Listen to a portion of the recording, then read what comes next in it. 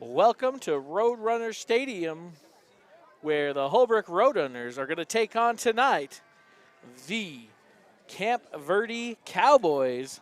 Should be an exciting night tonight. The home opener for the Holbrook Roadrunners as we come to you live from Roadrunner Stadium. It's a beautiful night tonight. This is football weather right now. It just, yeah. Now, yeah, it is a great night for football. There's no wind. It's a good temperature. I mean, I always talk about the weather, right? You always got to talk about the weather. Great temperature.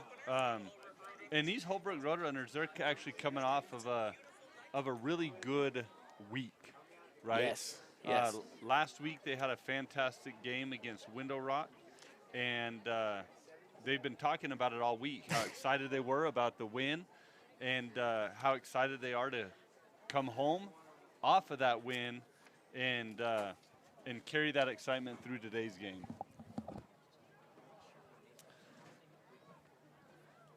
As we get going there, we have everybody shaking hands. It's good to see that sportsmanship being able to come back. Last year, it was one of the situations where they couldn't shake hands. They could tackle each other, but they couldn't shake hands. So great job being able to start off. I'm excited to start off on a good note. They're able to shake hands, get to know each other, and actually make this a friendly competition instead of just not knowing who they're playing against, I guess you could say. Absolutely. And it's, like as you talked about, a beautiful night for football. It's also, Holbrook sporting new jerseys this year. They got a new look jersey this year for the Holbrook Roadrunners, which is not a great new look for us as announcers because those numbers on their jerseys just blend right in. So be patient with us tonight as we try to figure out who's who on that field tonight. I think we're going to have to speak with whoever designed these and let them know to consult us prior to ordering these jerseys. Nobody asked me, that's for sure. Me neither. And I'm an old man now, and my eyes are getting bad. But I can kind of see a couple of those numbers. A couple of our captains tonight. We got 4 captains tonight. Looks like number 60, Caden Tom. Number 10, Marcus Oberreiter, who's the quarterback and who had a huge game, as you mentioned before last week. Hey, look, I see number 13 out there, Izzy Ramos. And now they turn directions. Let's see if I can see on there. And number 77. And, or was that 70? Yeah, 77, who we don't have listed on our chart. So we'll get you number 77's name as soon as we can. But we are looking forward to a great night of football again here tonight. Home kickoff, coming off a big win. The big win last week was a big deal, not only because of a big win, but because it had been so long since Holbrook had a win. It had been almost 2 years. We're going to pause now for the national anthem.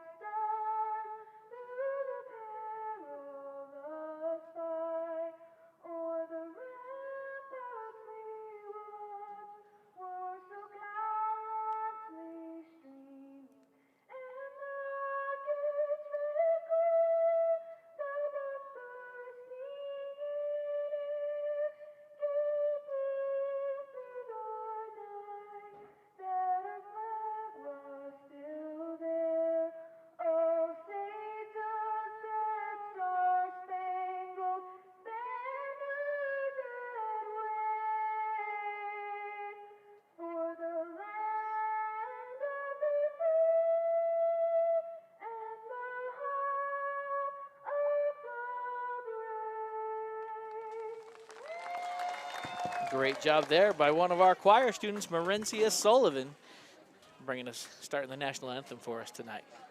I did find out number 77 is Logan Brady for the Roadrunners. Nope, I lied. That's the wrong team. That's the wrong team. Slade Allison. There we go. The live announcer is telling us it's Slade Allison sporting the number 77 tonight. So we're going to write that down for ourselves as well. As a captain, we hope to call his number often. Slade Allison. In fact, I had Slade Allison in one of my classes. Good young man. Excited to see him out here playing football for us today. As we look through some of the stats from last week, Holbrook, again, big win, 52-0. They're excited to be out here today to show this Holbrook crowd what they've been working so hard on over the summer into last year and at the start of this season. But they are coming against a tough Cowboys team out of Camp Verde. They're coming off a big win as well against Valley Lutheran, a Phoenix school, where they had a big win 40-12 as well. So it should be a good evenly matched team. As I poured over some of the stats before the game, we don't always get to see film, like they do in the NFL. We didn't get to watch their games per se.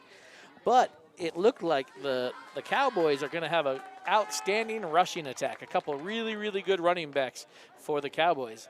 But on the other side, it looks like the Roadrunners also have a couple great running backs and a passing attack. They had a really good passing game last week, one big 49-yard touchdown, which was thrown to Kyle Smith. So hopefully Holbrook can come out with a balanced attack tonight. Here we go. The Cowboys are set to kick off. The kick is away. It's going to be a short kick. Going to be fielded about the 34-yard line. And going to bring it forward for a pickup of about 5. We'll wait to see where the officials mark it. Looks like the line judge is going to line up about the 41-yard line tonight. Our officials tonight at referee will be Randall Anselmo, umpire Aaron Hewish, our head linesman tonight, Tim Fruth, the line judge Quentin Hayes, and the back judge Rob Varner. Holbrook will take over 1st and 10 from their own 41-yard line. So good field position for Holbrook to start tonight.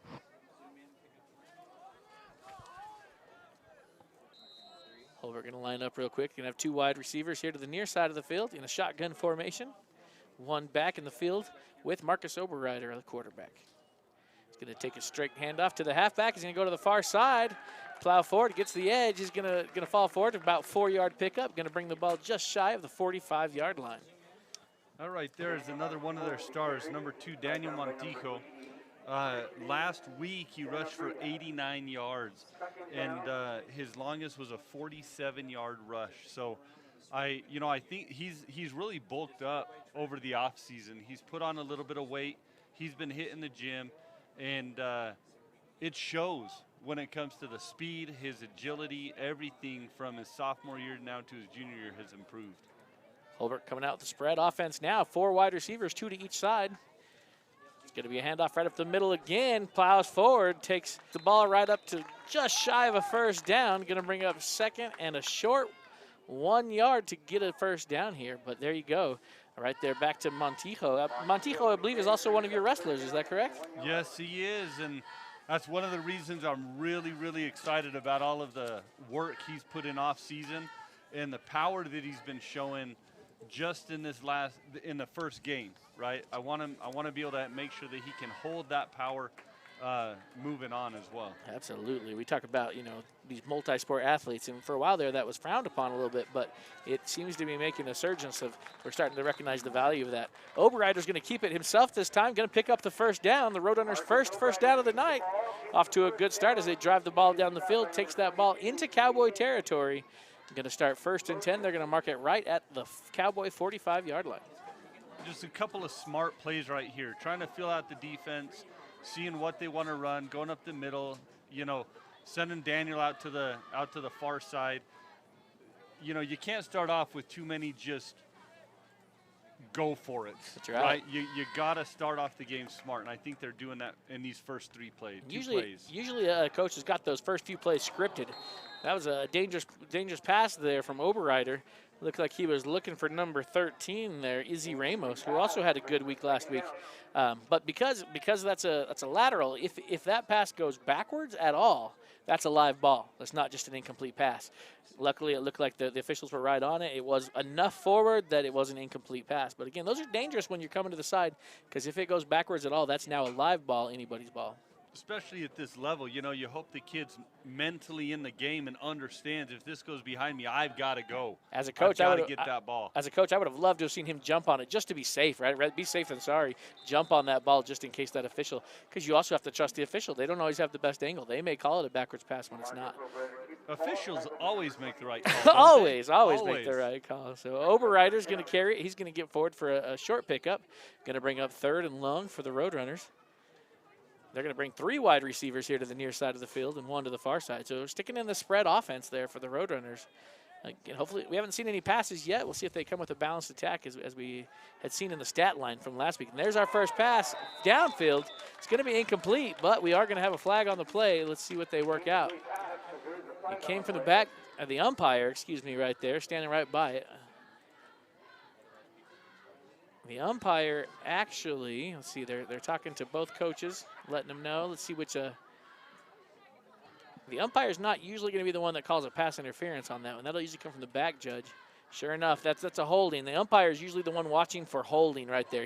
Even though that play was right by him, he's looking at the line and what was happening right there at the line of scrimmage. So Holbrook's going to get called for holding. It's not the worst thing that happened because that would have brought up 4th down. At least this way they still have a 3rd down. 3rd and long, 3rd and extremely long. We're looking at 3rd and about 18.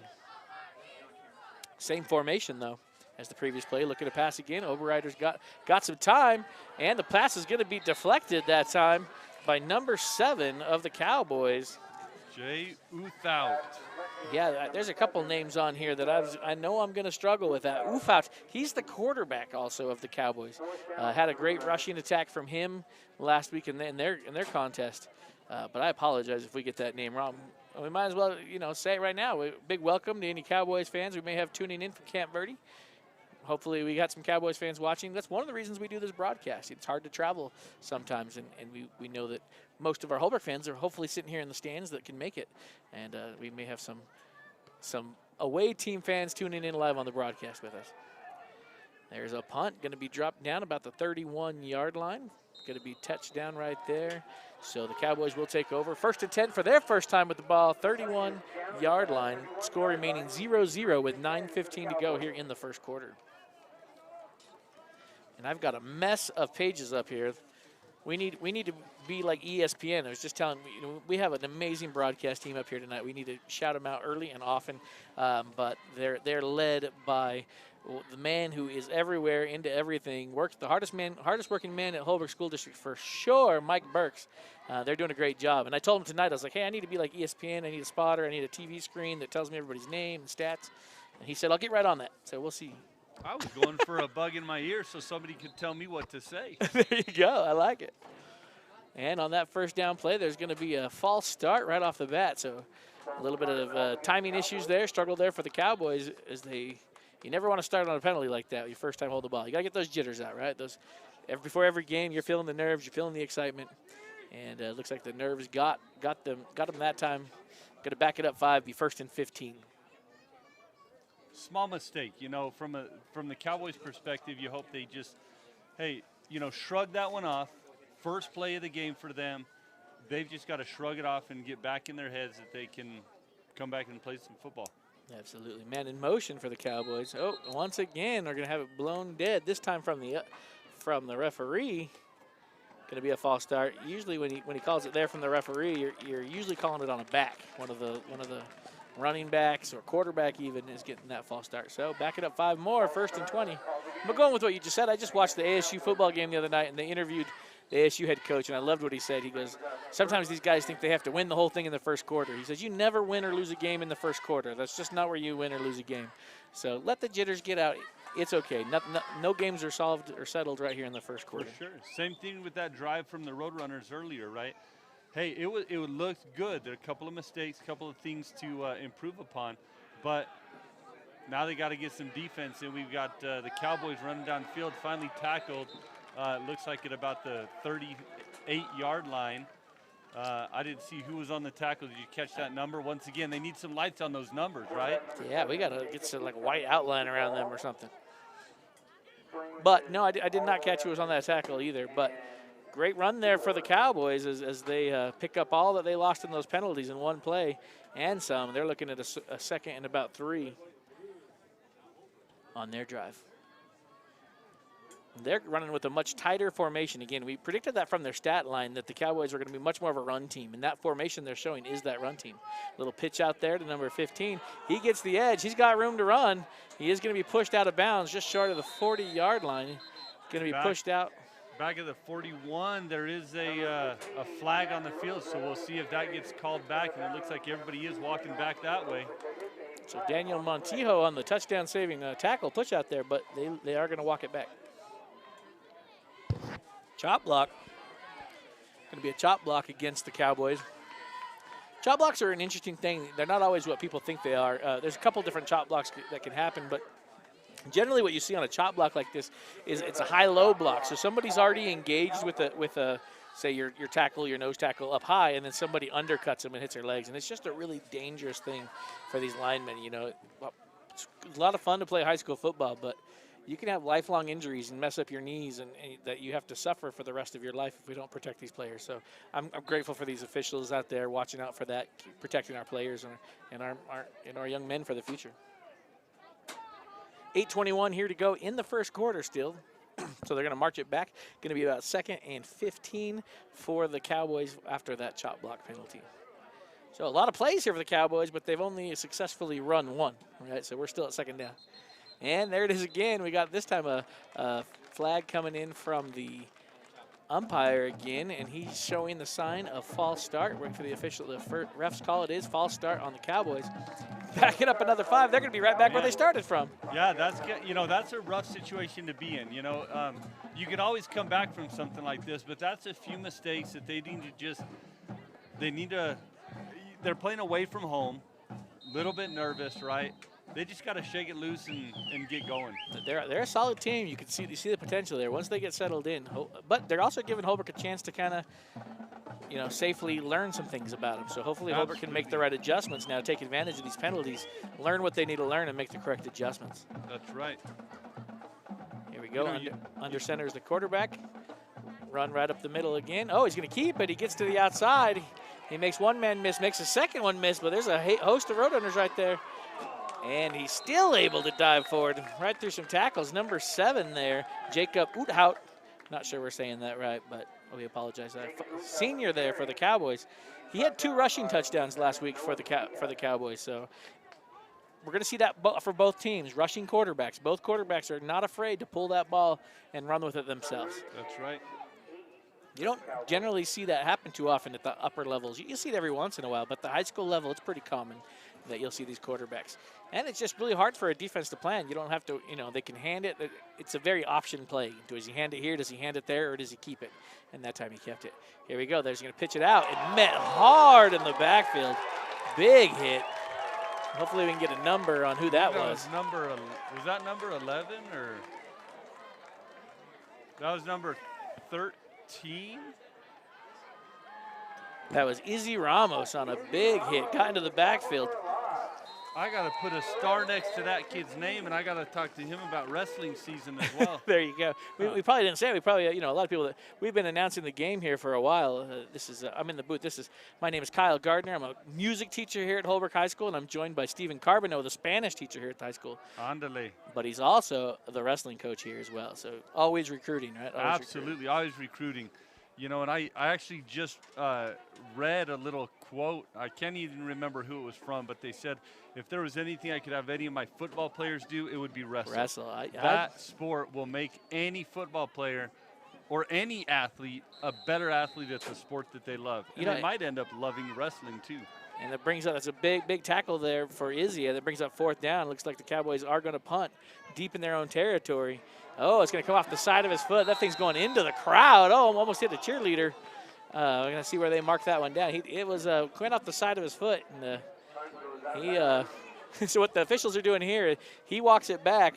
He just keeps walking until the white hat tells him where to stop. They're going to mark it right at the 45-yard line. So that's going to be a net punt of about 15 yards. So that's a rough one for the Cowboys, but great for the Roadrunners. Going to give them great starting position. Hey, so grateful we have the comments turned on for our YouTube tonight. Yeah, did we learn the pronunciation? We did, but I'm not sure it's going to help me. Oh, no. See. Oathout? Oh.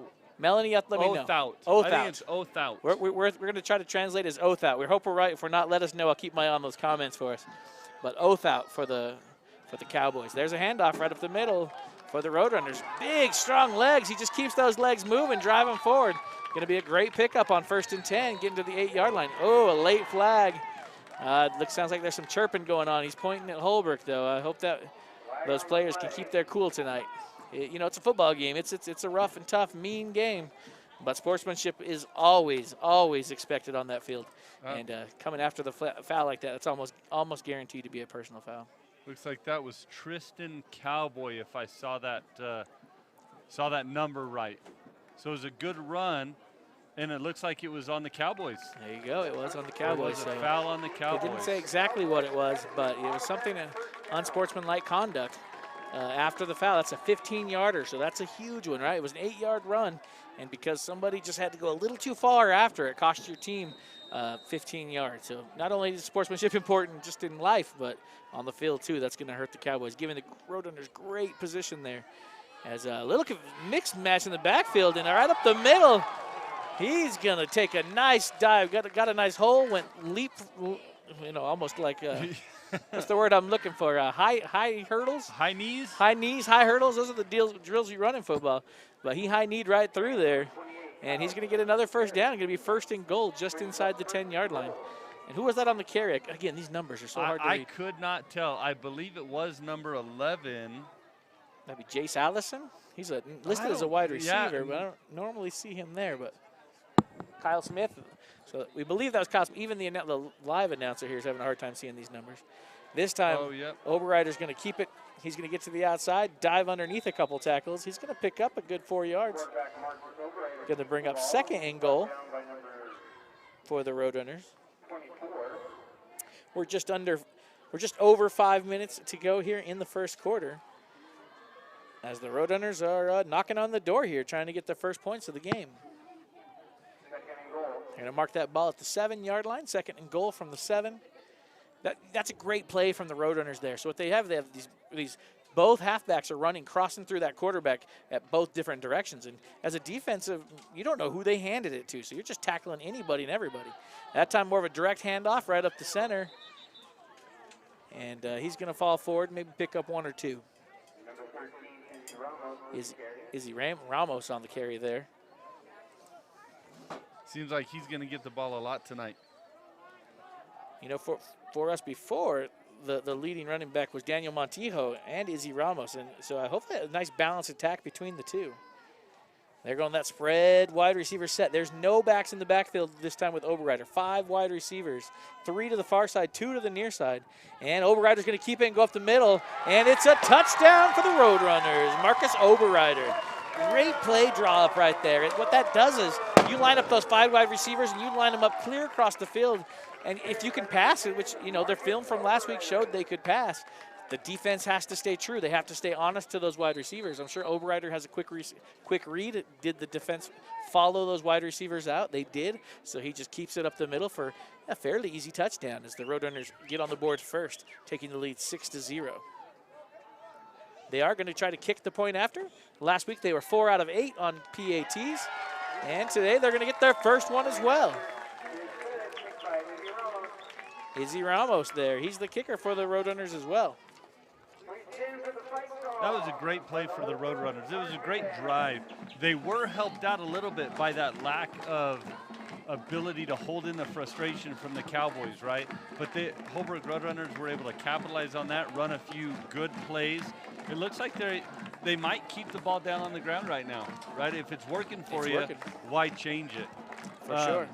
I was going to ask you earlier you were talking about, just maybe for some people that don't understand some of that terminology, you were talking about the referee and the umpire, right? There you go, yeah. So what's the difference? The white hat, the black hats, who are these guys? What are they calling? Absolutely. So if you look out here on the field, on the back of their jerseys, I don't know if you can see anyone on camera right now, but on the back of all of the umpires, or the zebras, we'll call them zebras for right now, the black and white jerseys, on the back they all have a letter on their back. And they all stand for something. So like right here in front of us, there's an H, and he's on the sideline. That's the head linesman. On the other side, he'll have an L, and he's the linesman. And those are the 2 that stay on the sidelines. Watch out for false starts and things like that. We'll pause right now as Izzy Ramos kicks it away for the Roadrunners. Great kick, gets it downfield, going to take a bounce. Scooped up by the Cowboys at about the 10-yard line. Coming right up the center, gets to the outside. He's got room to run. Izzy Ramos is going to be the only man to get him, and he's able to knock him out of bounds, save that touchdown. Way to go, Izzy Ramos, the kicker there. He's not your normal kicker, though. Normally, you see the kicker as a touchdown, but Izzy Ramos is one that plays both ways and special teams, and full trust in him to make that tackle. But great return from the Cowboys. They'll start over inside Holbrook territory. That was a smart play for Izzy Ramos. He saw the guy coming, and Izzy did not head straight for him. He stutter-stepped a little bit and waited for the guy to make the first move, and then he went after it. It's amazing how hard that is to actually teach to a player of don't run to where the player is, but run to where they're going to be, taking correct lines. And you'll see it all the time. If you take a bad line, they'll get by you, and then you're chasing them rather than instead of having that better angle. So here we go. The Cowboys going to stay in that bunch formation. They will have 2 wide receivers here to the far side of the field. And they're going to send that back in motion like they've done. He'll follow up right up the middle. It's going to be a keeper, I believe. And fighting forward is number 7. That's right. That's the Jacob Ohut. I know I said it wrong again. Othut. Thout. Thout? Thout. Othout. I think she left the O in there, so I think it's Othout. Othout. She said we're doing a great job, so we appreciate that too. So hopefully we're all right. Hey, and we have someone watching right now from New Jersey, so big shout out there. New Jersey. I lived there for a couple years. That's actually where I learned Spanish. There you go. He was a missionary in New Jersey. How cool is that? It was amazing. Welcome from New Jersey. One of our coaches on the staff here at Holbrook is from New Jersey, probably a relative. There's a scrum right up front to get a good push. The Cowboys get a push, and they're going to get it forward for a first down. It looks like the linesman, that far judge, is going to mark him down just about a yard past the first down. There they go. There's the call, first down. So going back to those officials, so you have your head linesman and your linesman. They're the ones that stay on the line, right? They're watching the line of scrimmage. That's their job. The one in the white hat, he's the referee. He's the head person. He's the one in charge of this whole crew tonight. He's the one that they'll get together. They'll talk about penalties and stuff, and they'll agree on what it is. He'll talk to the team captains, let them know, if they want to accept the penalty, decline the penalty, and he'll be the one that communicates with the booth or the head coaches. So he's got a big responsibility. On the field, his job is to protect the quarterback and the backs in the backfield back here. There's the fake handoff up the middle. Thout is going to keep it. He's going to get to the outside. It stays on his feet. Going to be shoestring tackle right there. Great tackle. Is that number 8? 9. Chase Sammy. I've seen him a couple times on this field doing some good work. He lines up his wide receiver on the other side of the ball. He must have some speed. And so anyway, so the ref's there. On the other side, on the defensive side of the ball, you have your umpire. He stands right behind the defensive line. He's watching for your holdings, illegal man downfield, and things like that. And then the man farthest back, almost, about 20 yards, 25 yards back, that's your back judge. He's watching for any, thing that gets deep, any deep passes, or just any plays that just get burst out there, right? He's got an extra 25 yards to get ahead of him. Here we go. Othout under center. Going to take the snap. Handoff right up the middle. Gonna be close to that first down. I think they're gonna give it to him based on where he's standing. And I believe that was a handoff to Caden Bodges. Not sure exactly how to say that. But I believe that's Bodges. He was the leading rusher for the Cowboys last week. Had 173 yards from scrimmage last year. Caden Bodges. We haven't seen much from him tonight, but obviously he can get hot at any time. He did have 0 touchdowns last week. You rarely see a player get that many yards and not find the end zone. But I'll bet tonight he's hungry to try to get into that end zone. Caden, he's a big kid, 5'10", 201 pounds. That's a big kid. Strong kid. That's a big kid right there. Going to keep it outside. Othout, he's got the corner. He's going to get to the end zone. So touchdown from Othout as he's able to get the edge and going to bring that score 6-7 pending the point after touchdown. I don't see any flags on the play. So great answer there from the Cowboys. You like to see the action go all the way into the end zone. Neither one of those teams stopped, even though they kind of knew it was going to go into the end zone. But Holbrook didn't stop being aggressive. A lot can happen before that end zone. You want to be right there on them. I love that. We also have someone watching from Ohio tonight. Shout out to Noreen watching from Ohio. I love it. We have people from all over the country. And shoot, in New Jersey, what time is it? 8:30. It's like 10:30 at night in New Jersey and Ohio on the East Coast over there. If you're watching from New Jersey and Ohio, let us know which team you're watching. Are you watching the Holbrook Roadrunners? Or are you watching the Camp Verde Cowboys?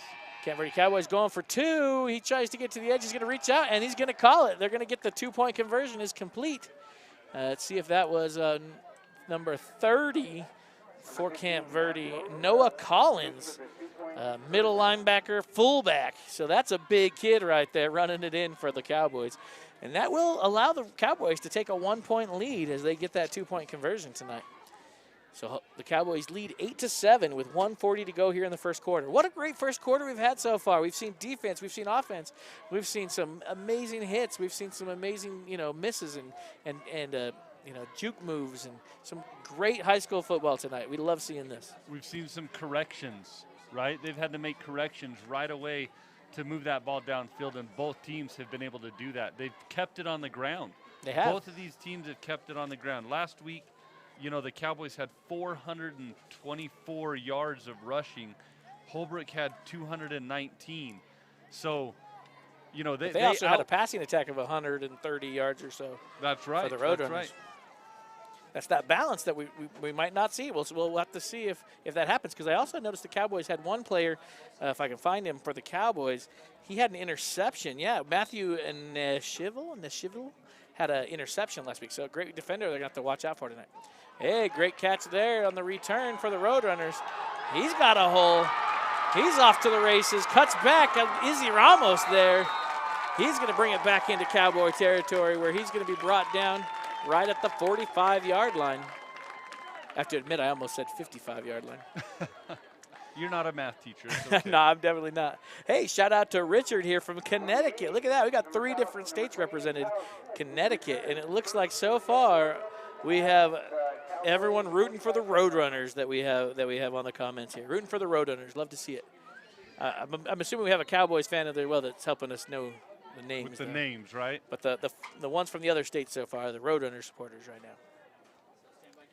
All right, here we go. Oberreiter's going to do that pass into the backfield. Going to catch it this time. Makes one man miss. Got the edge. Going to be knocked out of bounds after a first down. About a 15-yard pickup. Daniel Montijo catching that out route, and that actually will go in the books as a pass. So when you start talking about rush yards versus passing yards, so that's a 15-yard pass from Oberreiter to Daniel Montijo.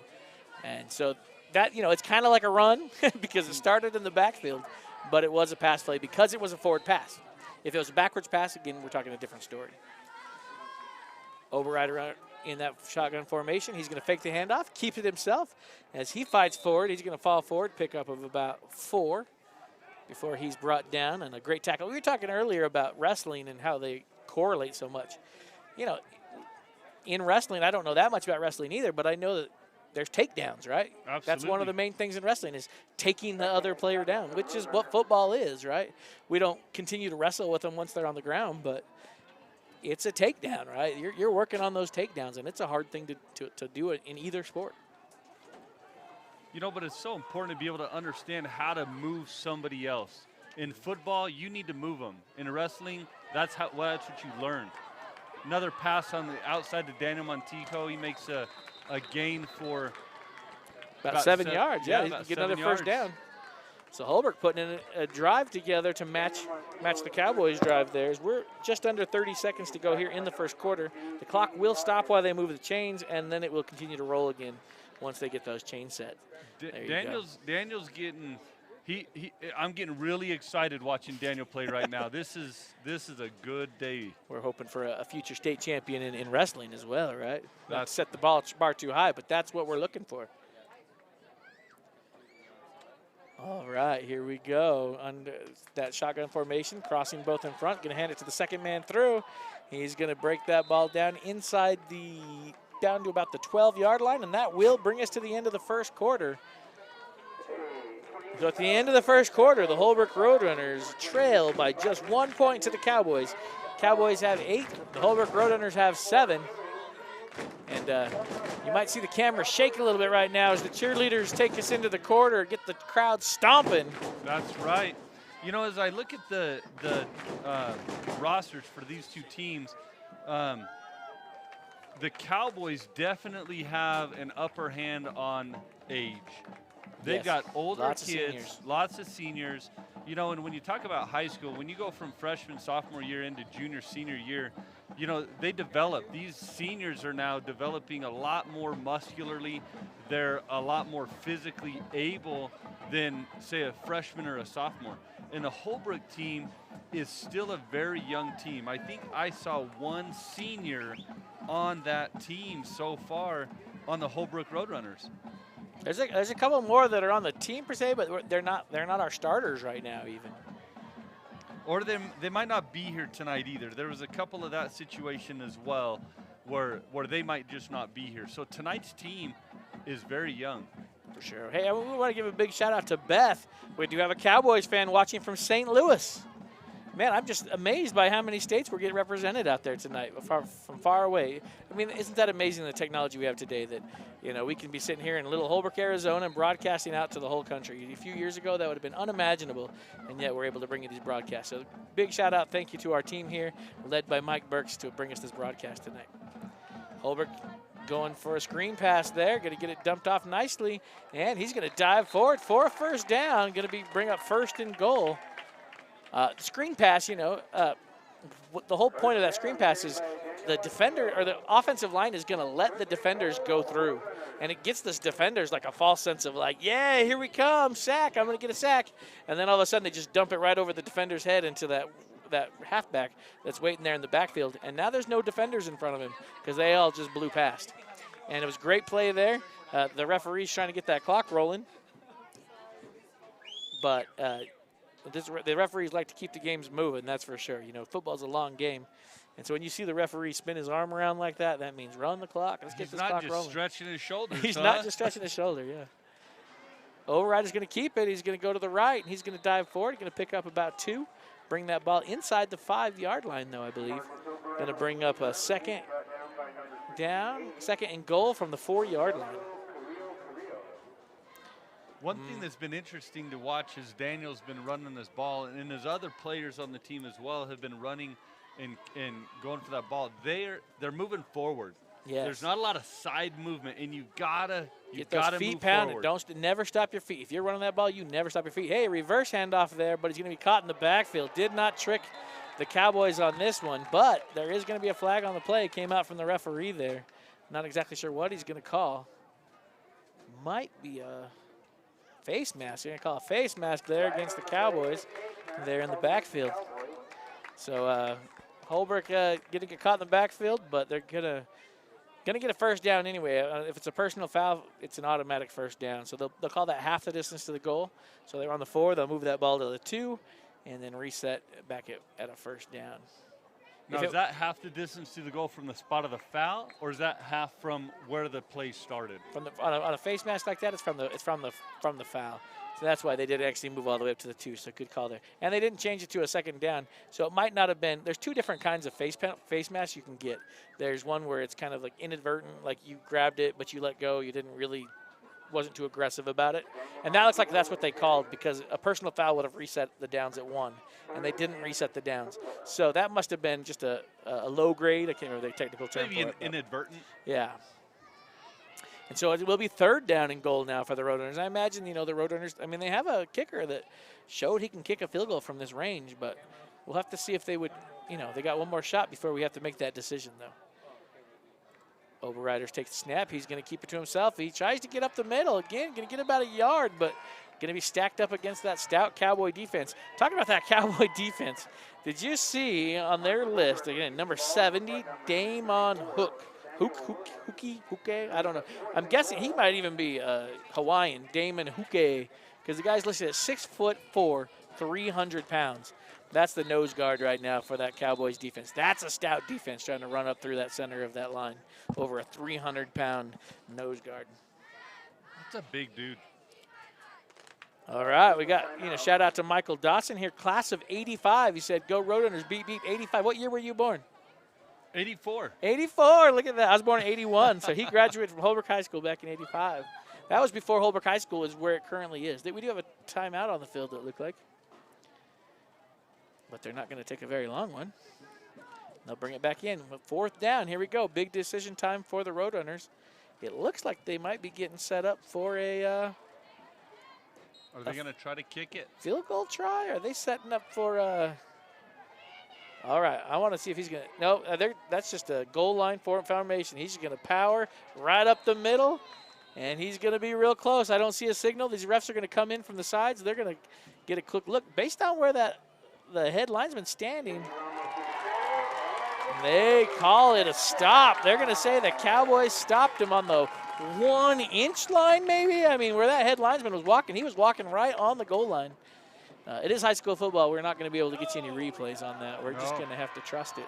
Well, I think the Holbrook Roadrunners were the fans were a little bit excited because that linesman walked out there and kind of put his hands up. Yeah, we weren't But I don't think he was calling it, and then he heard the cheers and put the pulled hands them back. down. Got to be That's careful not with what you're signaling there. You know, but I like the enthusiasm right now coming from the Holbrook stands. Yeah. There's a lot more excitement. Cheerleaders are doing a great job. The fans are involved in the game. They're liking it. They're smiling. They're standing up. They're cheering for their team. Again, it just creates that atmosphere of school pride. Absolutely love that. We love, it's amazing what a football program can do for your school here.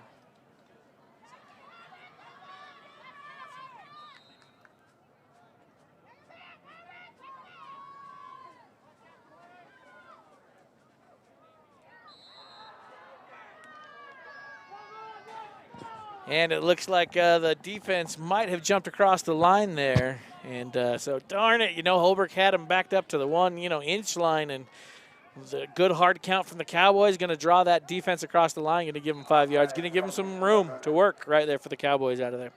And we got to remind you guys, I mean, we talk about how great this broadcast is. I just saw grandparents watching from Dinosaur National Park, Colorado. Wow. There's another state representative.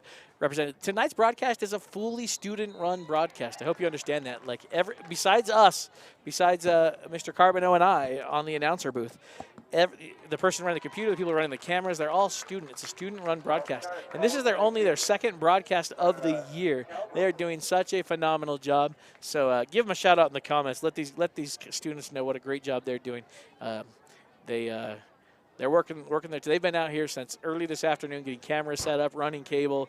I mean, it's a project they put together here to bring these broadcasts to you. I believe these kids are part of the broadcasting club. It's not even HHS, right? It's an after school. You choose to be a part of it. Exactly. So they want to be here. They want to learn this, and kudos to you guys. Absolutely. And there was a false start on that last play, so we'll be back right where they started, right there on the the shadow of the end zone. Oh, he finds a hole to the right side. He's got a big break. He's going to be caught about the 20-yard line, just past the 20-yard line. But great run there for the Cowboys, getting out from underneath the shadow of that goalpost. Sometimes we talk about, sometimes you watch a football game and you get sucked into it's all about the football game. But it's really not. You look around, we got the marching band here in the crowd. They're gonna do a routine at halftime, and they've only been in school for a month, and they've already got a routine they're gonna put on the halftime field. We've got our cheerleaders down here. They're a fresh squad. There's a lot of freshmen on our cheerleading squad. They're excited to be out there today. We got this broadcast club bringing you the broadcast in the booth. We have the Fusion Club running the concession stands. I love what sports and athletics can do as they bring together, so many aspects just around one game. It's not just about the football game that's happening on the field. Like you said earlier, it's about that Roadrunner pride. It's about that community that comes together bring us these events. I've got a lot of pride right now with the cheerleaders. There's 7 out of 10 of those cheerleaders are in my class. I want to hear Spanish cheer next week. You teach them a Spanish one. How do you say defense in Spanish? I have no clue. I'll put you on the spot. You probably don't either. That's not a common word. Defensivo. We'll trust it. It's got to be a cognate. Hey, we have Arkansas. Someone watching the Cowboys from Arkansas. We need to keep a tally. How many different states we have here? Woo! Speaking of those Cowboys, way to put his head down and drive there is number 3. He's a big boy, Garrett Dulaney, 5'7", 159 pounds. He has a touchdown from last week as well, and a great just drive there for the Cowboys. Is going to bring up 3rd and about 4 as they try to keep this drive alive. So this is a big moment for the Cardinals. I was going to say the Cardinals. Big Cardinals fan, sorry. For the Roadrunners here, looking for a stop. I imagine if you can get a stop here, you're going to force the Cowboys to punt deep in their own territory. Ball lane just short of the 30-yard line. Okay, I just saw our best one yet. I hope this is Kevin Harper watching from Australia.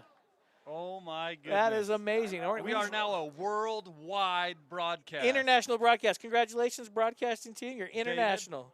People from New Jersey, Australia, Cincinnati. We had Ohio. We had them all over the place. Colorado, Holbrook. Friends. So, yeah, what a great job there. And it looks like the Cowboys are going to call a timeout. It's a big play for both teams right here as they debate. Because, again, if the Holbrook Roadrunners can stop them from a first down right here, that's going to force the Cowboys to punt. based off from the punt we saw, punting is a hard thing, right? You look at it like, oh, punt the ball, that's easy. It is not.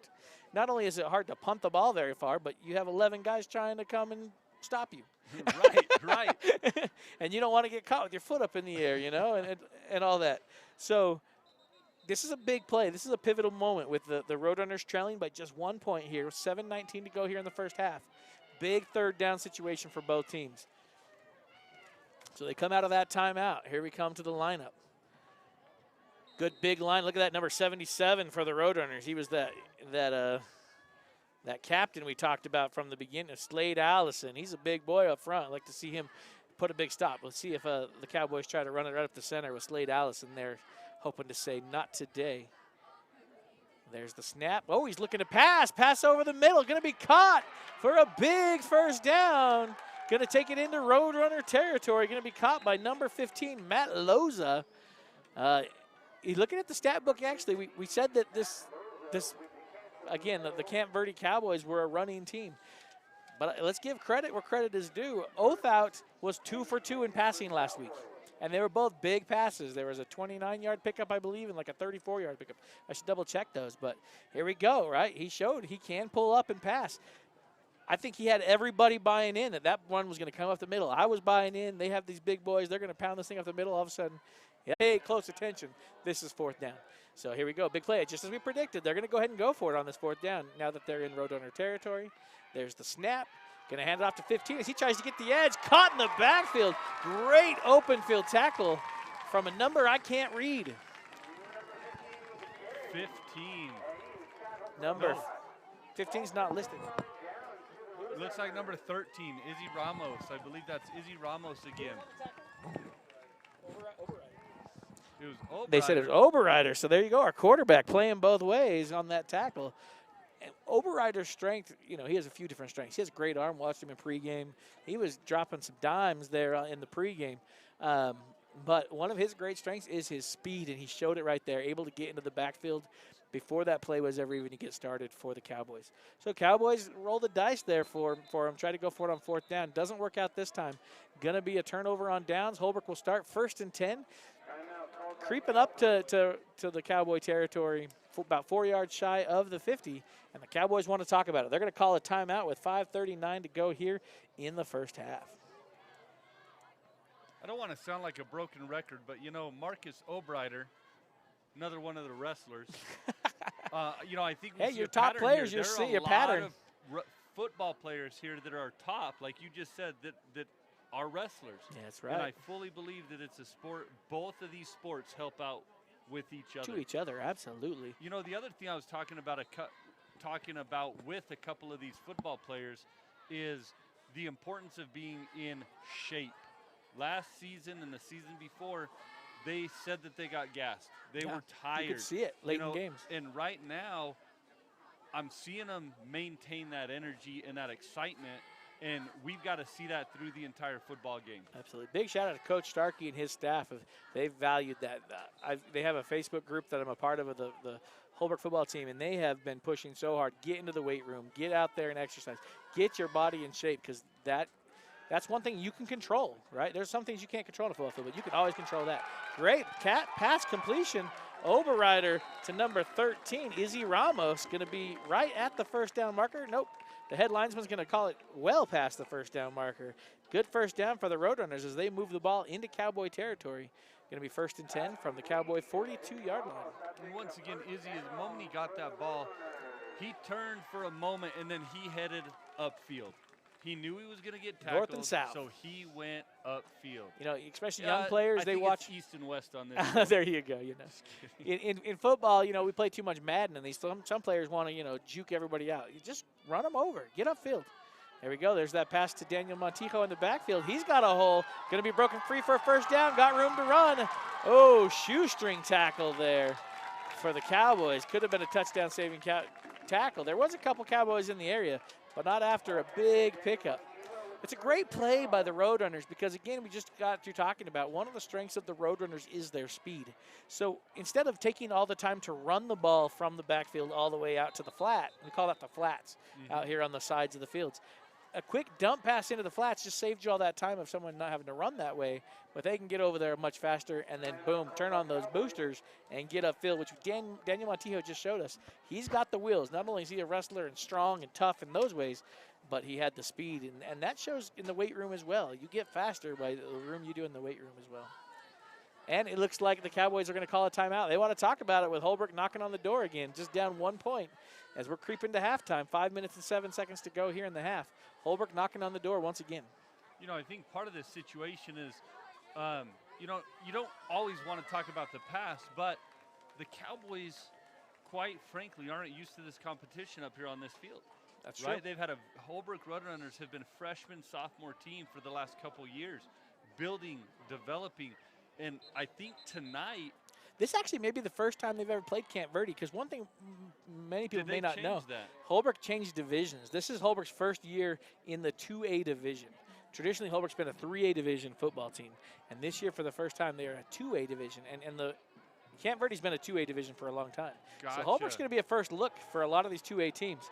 There we go, pitch in the backfield, got room for the end zone, but 2 flags come in. 3 flags, a third at the very end. There's going to be a lot to dissect here. He does get in the end zone. They'd never called a touchdown. There are 3 flags. There's one right here at the line of scrimmage. One came from the umpire right as he was getting through that midline, and then one came all the way at the end of the play in the end zone. So we're going to have a lot to shake out here. I'm guessing when you see 3 backwards. They came at different times, so let's see. We got Randall Lufer going to tell us. All of them are just going to call holding. After all that, maybe they all saw the same hold, but they're going to call holding against Holbrook. Going to back it up, so going to be first.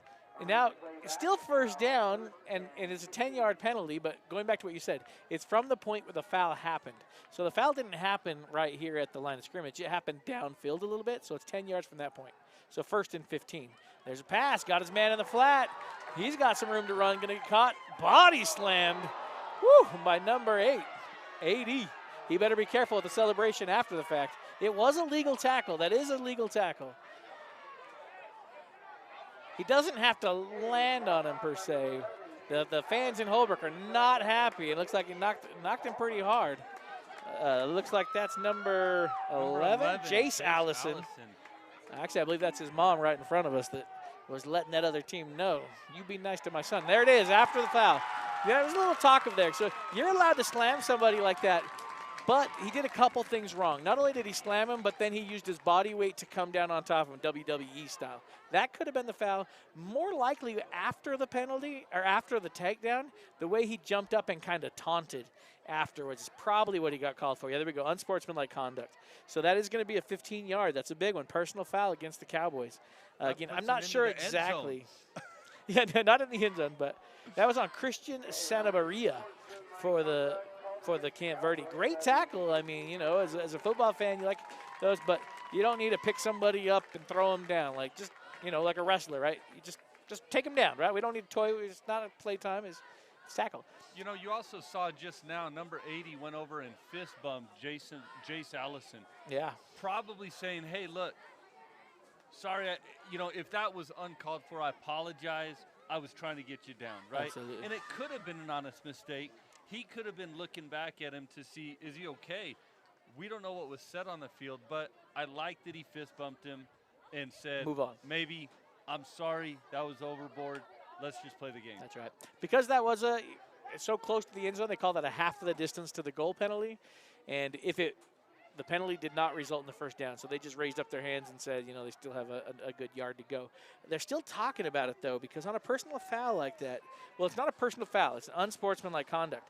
But in a sense, that is a personal foul. So they're talking about it. I wonder if they're debating whether that's an automatic first or not, because the officials are still talking. They measured. They said he was short, but they're still talking about it. Should we Google it and let them know? Yeah, let's see. Noreen, you want to look that up for us?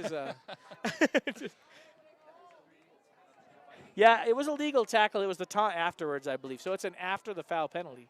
And that might be what. Anyway, there's a couple confusing things. It's all right, though. Holbrook, 2nd down and a foot. You know, we're looking at a yard. We'll call it a full yard. But 2nd down here for the Roadrunners. Really close, just inside the 5-yard line. Going to pitch out. He's got some room to run. Nice cut back inside. Touchdown, Roadrunners.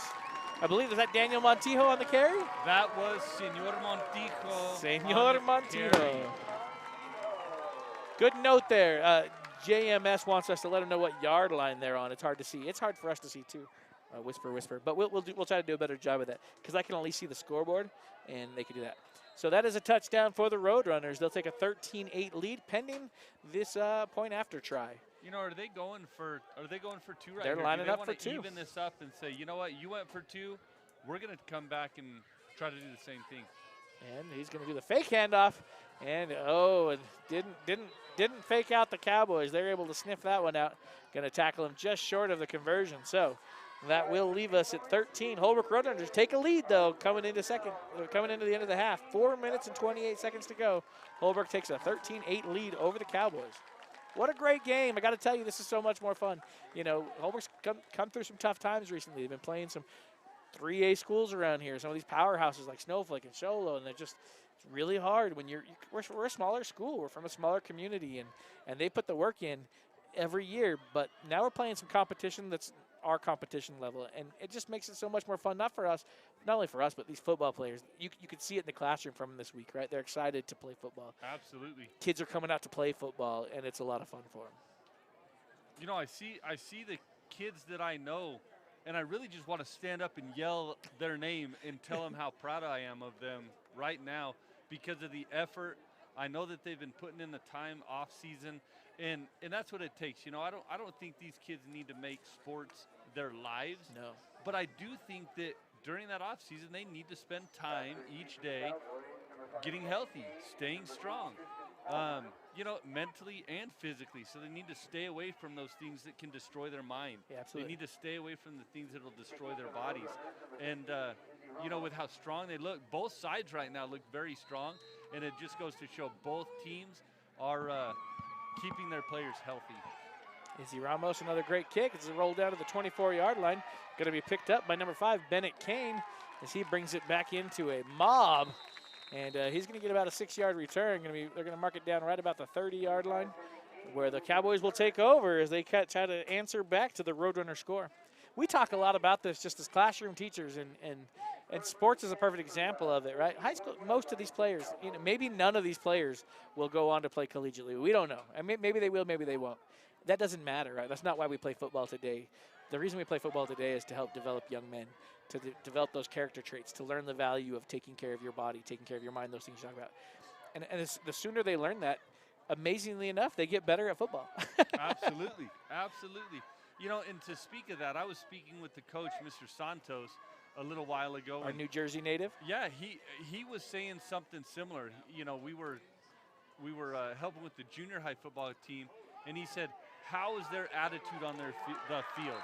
And, you know, that just goes to show he's concerned about the football game, but he's also concerned about the personalities, the attitudes, and the behavior while we're playing the sport as well. Absolutely. Jacob Oathout almost got in trouble there. That snap popped right up pretty high there. He's able to snag it out of the air. I'm not sure exactly what happened with that handoff between the center and the quarterback. He is able to get hold of the ball, but by that time the play had kind of fallen apart, and the Roadrunners capitalize and tackle him for a loss. Going to bring up 2nd and 14. The ball is going to be placed right about the 6-yard line. We'll call it the 26. So 26 and 15 for the Cowboys, or 2nd and 15, excuse me, for the Cowboys. 22nd, that'd be a crazy down. 22nd, 22 downs. Right under center again, we have Oathout, man in motion. And Oathout's going to keep it as he gets to the corner. He's got some room to run, makes a couple Roadrunners miss. But he's going to be brought down there by about 3 Roadrunners after a pickup of about 9. We're going to call that, they're going to place the ball at the 34-yard line. 34? 33. I'll go 33, huh? So the other day I had to announce the JV like game. 37. 37. Oh, see, look, on the board he said 34. As I was going to tell you, I was doing this with Mr. Yazzie. We got Mr. Yazzie running this, and we were debating the whole game what yard line it was on. And finally, I was like, call it the 52. And he typed out, you could tell, you could say 52 on the board up there. It's kind of fun. Oh, there he goes. Oathout. Oathout. Oh, man, this is killing me, man. What? Oathout on the keeper for the first down. He's going to bring that ball across the 45-yard line up to the 46. Going to be 1st and 10 for the Cowboys As, again, we're getting into that crunch time. They're starting to not just race the Roadrunners at this time. We're starting to race the clock. So 2 minutes and 44 seconds, it's plenty of time. But you can start to feel that pressure at this point in the game, especially when you don't have this great passing attack. Man, what great job the Roadrunners are doing against Caden Bodges tonight. He's met hard at the line of scrimmage. He's going to be tackled behind the line of scrimmage, but he does get his forward progress. So going to be 2nd and 10. But again, I just can't be more impressed by the stout front line of the Roadrunners, not letting Bodges get going tonight. You know, the first one on Bodges was Malachi Johnson again, and he's a stout kid. He's probably pushing about 190 right now. He's been in the weight room as well. He's been putting in the effort. The amazing thing about him is he's like the nicest kid too, right? Like, oh yeah, he smiles. Such a nice kid. He's got a baby face. Yeah, you would not see him like getting aggressive out here that it takes in football, but he obviously is bringing it tonight. Handoff. Oh, again, defense by the Roadrunners is astounding. They try to break it to the outside, and he's number 87 tries to. He's probably one of the fastest. Wyatt Parker. He lines up normally as a cornerback. He tries to get to the outside, and the Roadrunners are right there to meet him at the line of scrimmage. That was Nolan McCabe that was helping on that tackle. There were a couple of kids in there, but Nolan McCabe was the one that I saw getting up. One of the things I love to see about this is that they're not necessarily always trying to get into the backfield to make a tackle. Right there again. Where's the tackle? The tackle was at the line of scrimmage. In the past, sometimes you see these young players think that they've got to sack the quarterback every time, and they're just rushing to get as far back into the offensive backfield as they can. The problem is once you get past them, now you're chasing them downfield. Yeah, and they've got such an advantage. Yeah, don't spend all the energy trying to get into the backfield. The whole goal is to not let them get yards, not necessarily always tackle them for a loss. And again, in the Madden era, right, the big play era, we watch ESPN, the big highlights. Sometimes we lose sight of that. We think it's all about the big plays that make the ESPN top 10. But where the game is actually won is right there on the line of scrimmage, right? I don't have to tackle you for a loss every time. I just need to keep you from gaining any yards. And this stand from the Roadrunners has been exceptional in that. They've kept them right there. 4th and 11 now for the Cowboys. Looks like Holbrook called a timeout, I believe, on that one. Dwayne Hawk up in there. What do you disagree? He says he disagrees. What do you disagree with? I want the smallest, quickest guy at nose guard in the backfield. It's okay if you send a player. So if you couldn't hear him, he said he wants the smallest, quickest player in the backfield every time. And don't get me wrong, you're going to send players into the backfield. You just don't want the whole team running into the backfield. That's where you get into trouble. But you're going to call blitzes every once in a while. You're going to send players into the backfield. Ooh, there we go on the far side of the field. He went a little early. Problem is, he might have known the snap count. We had this problem the other day. You know, the players know the snap count, but if the center doesn't snap it in time, it's still a false start. It's a false start. You know, you were talking about the awareness, right? Not going too far downfield, making sure you're being aware of what's going on. On that last play, it was 77 and 72 again. 72, was battling with one of the offensive linemen. He saw the quarterback starting to pull through, and he let go and dove backwards to the legs. So he was aware of what was going on that field. Not a bad punt there for the Cowboys. We'll take a Roadrunner bounce. Going to be down right there at about the 32, 33-yard line. So the Roadrunners, with just over a minute to go, can they put together a 1-minute drill drive? They got a long way to go. We're looking at about 70, just under 70 yards. 65. Where are they going to mark? They're going to mark it all the way up at the 34. Good mark for the Roadrunners. So looking at a 64-yard. Wait, is my math bad? 66 yards to get to the end zone. That's right. Let's see what they can do here. As we do approach halftime, we again, as we mentioned, we're excited for some of the halftime entertainment. You're going to see the marching band will be out there. I know the cheerleaders are going to be out there. So if you've been watching, you get your snacks and stuff, but don't forget about these other student performers we have going to be performing at halftime as well. There's the snap. Overrider going to roll out here to the near side. Looking downfield, he's got a man, and just a little thrown behind him, and Izzy Ramos looking to catch it, has to fall down. It will fall incomplete, but that also stops the clock. Going to be just right at 1 minute to go here in the half, and 2nd and 10 remain for the Roadrunners. That ball almost looked like it got nicked. I think the Cowboys nicked that ball. It sent it short. Izzy did a great job trying to recover it, but it was just a little bit too short. Oberreiter, you know, he's been a young player. He's been quarterback since a freshman year. He's learned and grown a lot. I mean, physically as well as mentally. I know he goes to lots of quarterback camps, and he's a student of the game, and you're seeing that come out tonight. There's the snap. This time he's going to keep it. As he tries to get to the edge. Ooh, he almost had a face mask there on the near side. Must not have actually grabbed it, though. He's going to be short. He's going to gain about a yard or two. That will let the clock run, though. So now the clock is running, under 47 seconds to go. Looking at 3rd and 8.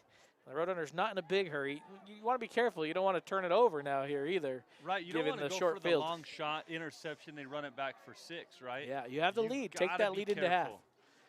Oh, there's the little dump pass into the backfield. He's going to try to put the wheels on. And he's going to be caught in the backfield, but he breaks away. There is a flag on the play. That'll stop the clock. He's going to be caught right at the line of scrimmage. Potentially 4th down, but again, we do have a flag there. It looked like it's probably going to be on the defense. We'll see who he talks to. He's going to talk to a Holbrook captain. Face mask, there it is. So a face mask against the Cowboys. We'll see if he calls it. What was the word again we learned from Noreen? Incidental. We'll see if it was incidental or if it was a personal foul. Incidental. They're going to call that incidental. So it won't result in the 1st down. It'll give them 5 yards. Going to bring up 3rd and about 4 for the Roadrunners. And that will start the clock. Well, no, they're not going to start the clock back up. So that does stop the clock. Kind of works as a timeout for the Roadrunners. Looking to pass. Going to be caught in the backfield. Stays on his feet. Manages to get his hand down to keep his balance. He's going to dive forward for a short gain. Going to bring up 4th and 2. And the Cowboys going to take advantage of that and call their final timeout of the half with 16 seconds. So, I mean, here's why they call that timeout, right? So it's 4th down for the Roadrunners. If they get a 1st down, the clock will stop long enough for them to move the chains, and then it'll start again, assuming they're tackled inbounds. If they don't get a 1st down, though, if they get stopped, that stops the clock to allow them to change teams. And that potentially gives the Cowboys one play here to end the half. So, again, this is where we talked about. The Roadrunners had to be careful. You don't want to turn the ball over right here. But I'm sure they've got a good plan here. I imagine this is one where you don't pass it because an incomplete pass stops the clock. You know, you hand this to Izzy Ramos maybe. You know, big guy. Let him just bulldoze through the line and hope he can stay on his feet long enough to let the clock run, get a 1st down maybe. Anyway, they have a couple options. It'll be interesting to see what they call here. What the offense calls, I should say. They're going with that spread offense. If this is what they did before, Oberreiter keeps it, right? They spread that defense out, and then Oberreiter keeps it up the middle. We'll see what they call here. There's the snap. Oberreiter looking to pass, actually, but there is a false start call, and that will stop the action before it ever gets started. Technically, the clock was at 16 seconds. We'll see, you know, in the NFL they'd say, now put the clock back to 16. I doubt they'll do that here for high school football tonight. So what was 4th and short now just turned into 4th and 6. Looks like they're going to keep that same play, though, so they've shown their cards a little bit. Oberreiter was looking to pass, it looked like. Either that or a draw play. Timeout Holbrook? Yep, timeout Holbrook. All right, they want to talk about it. Yeah, change up here. They're going to do a little change in personnel. Looks like they're going to bring on a couple different offensive players for the Roadrunners. I didn't quite see the others. I didn't Niall either. Vicente, Tayton Begay, one of the seniors on the team. Nice to see everybody getting some playing time. But when you're at 23, 24 players, you know, everybody's got to be ready to jump in because they might be in shape, but you still got to give them a little break every now and again. For sure. All right, you know, it's any football game, any tight football game, you should say the last 1 minute it takes the longest. You know, you can take an hour to get here and then another hour to get to the end of the game or to halftime. Here we're looking at 15.5 seconds till halftime. 4th down and 6 for the Roadrunners. Big play here. You don't want to turn this over because you're going to give the Cowboys one last chance at the end zone. They are looking to pass. Man over the middle. He's got it for the 1st down. Izzy Ramos, he's going to be tackled, but after a big gain all the way up to the 34-yard line.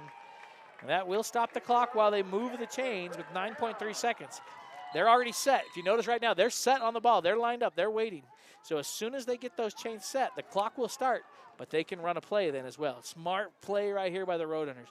Great job, great awareness of the clock to get up there, get set, and there's the snap and a spike. There you go. He spikes the ball, stops the clock with 5 seconds.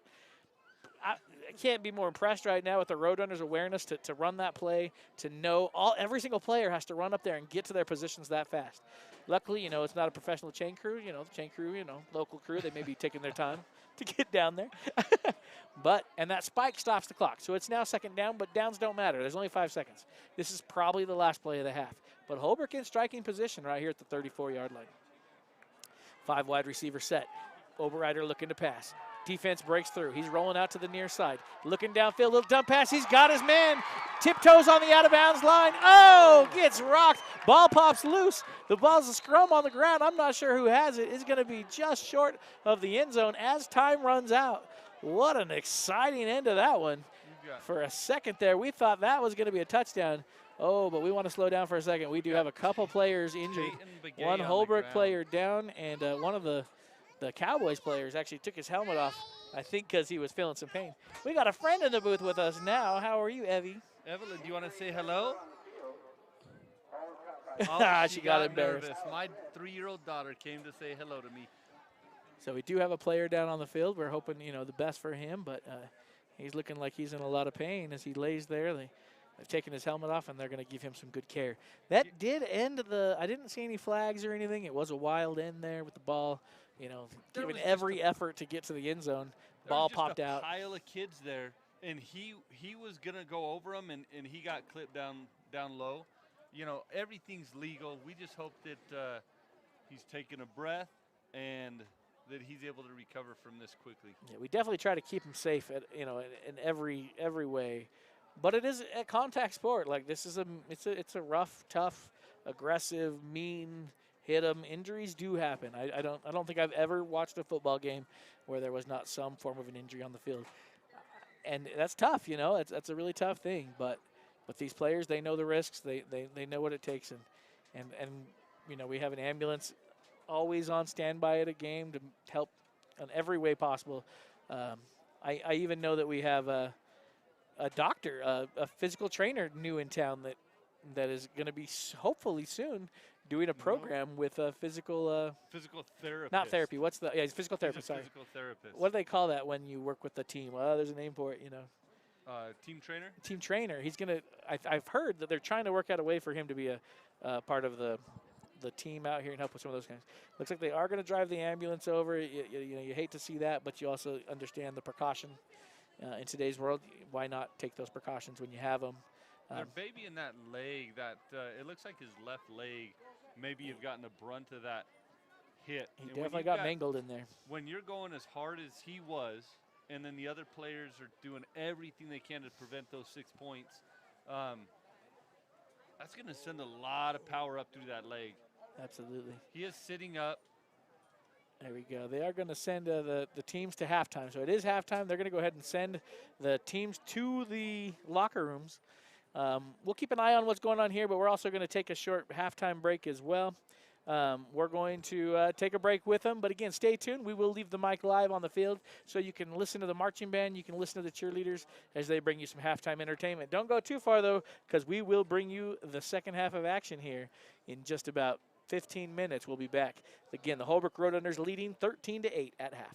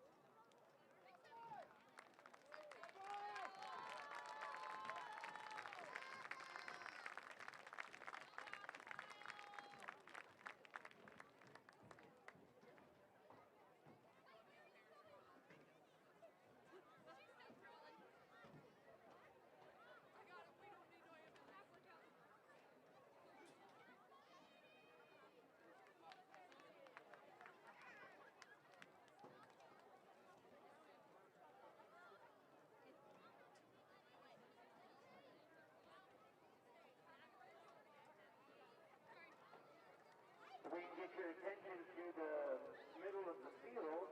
The Pride of Holbrook Marching Band will be performing for us.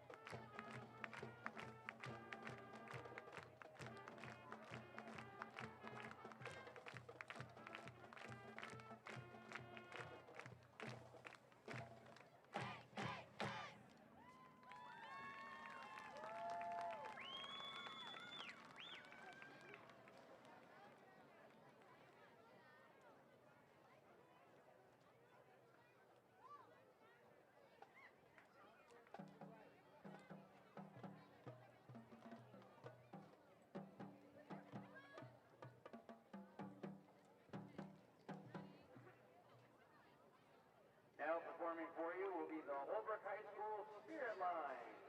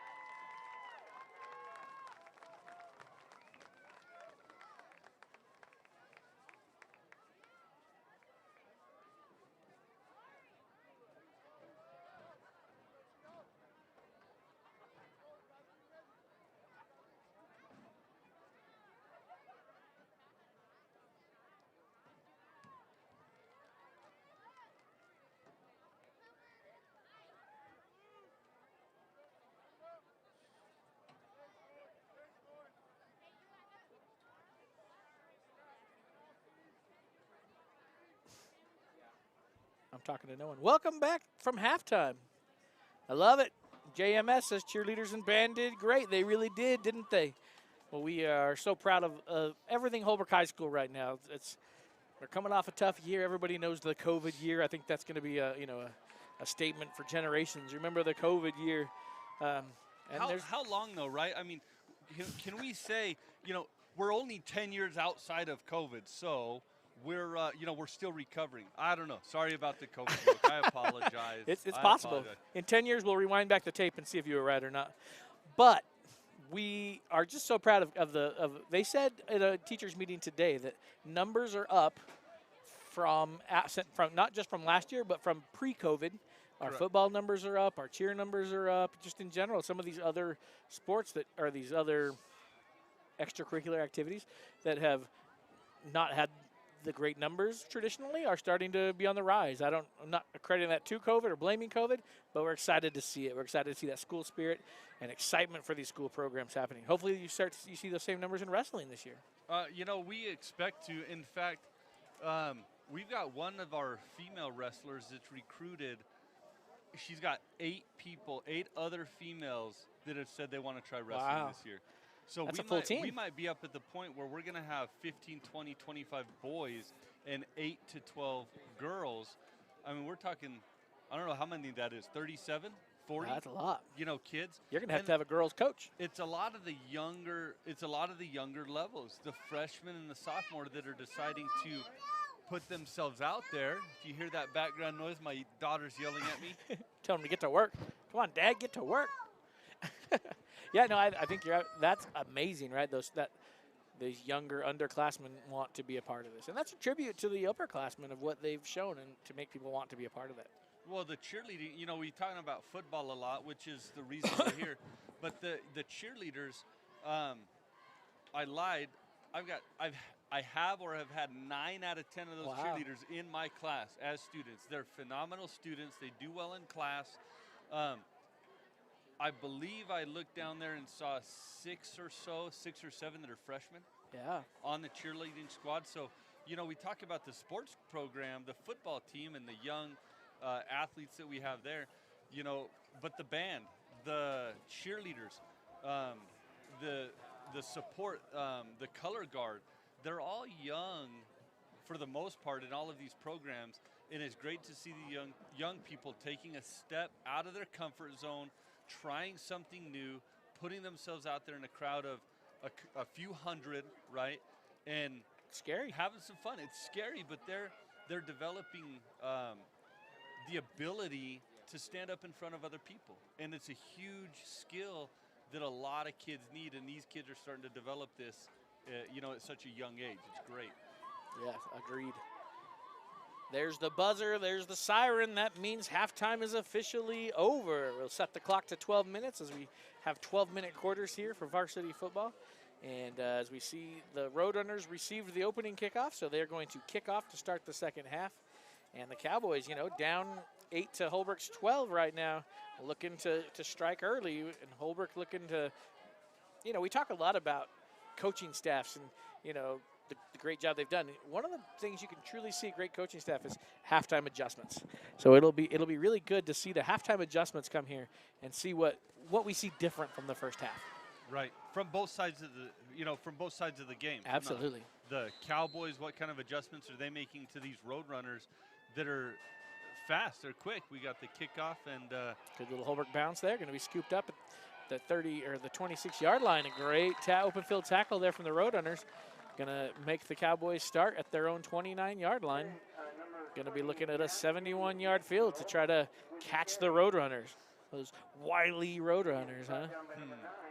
Right here, what kind of adjustments are we going to see from this, the Cowboys football team? Are they going to continue to try to run it up the middle, or are they going to continue to let Oath out hold on to it, or are we going to see some throws? Fun little thing.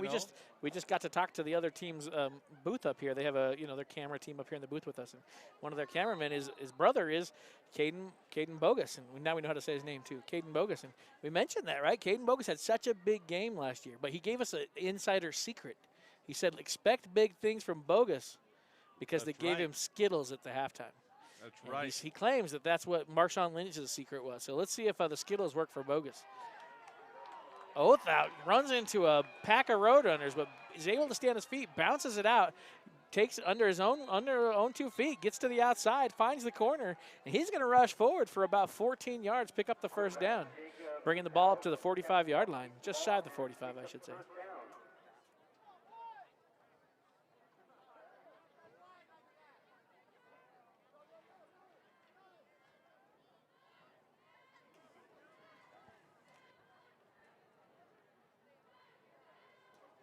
So 1st and 10 for the Cowboys. You know, on that field, I've said a few things about the Roadrunners going upfield, right there on the opposite side of the field. You saw Othout. He lowered that shoulder and he went upfield. He got an additional 3-4 yards because of that aggressiveness from him, and he holds on to it again, heads to the outside. You know, Woo, he's making some guys miss. He's going to get another first down, taking it close to the 40-yard line. But, yeah, I mean, great. You exactly say, keeping that head up, not giving up on the play. He could have been brought down 3 times before he was finally brought down, and it was that getting north and south, as we call it, even like you like to call it east and west, right? But on the football field, we'll call it north and south. And he's just agile runner there. He's one of their leading runners.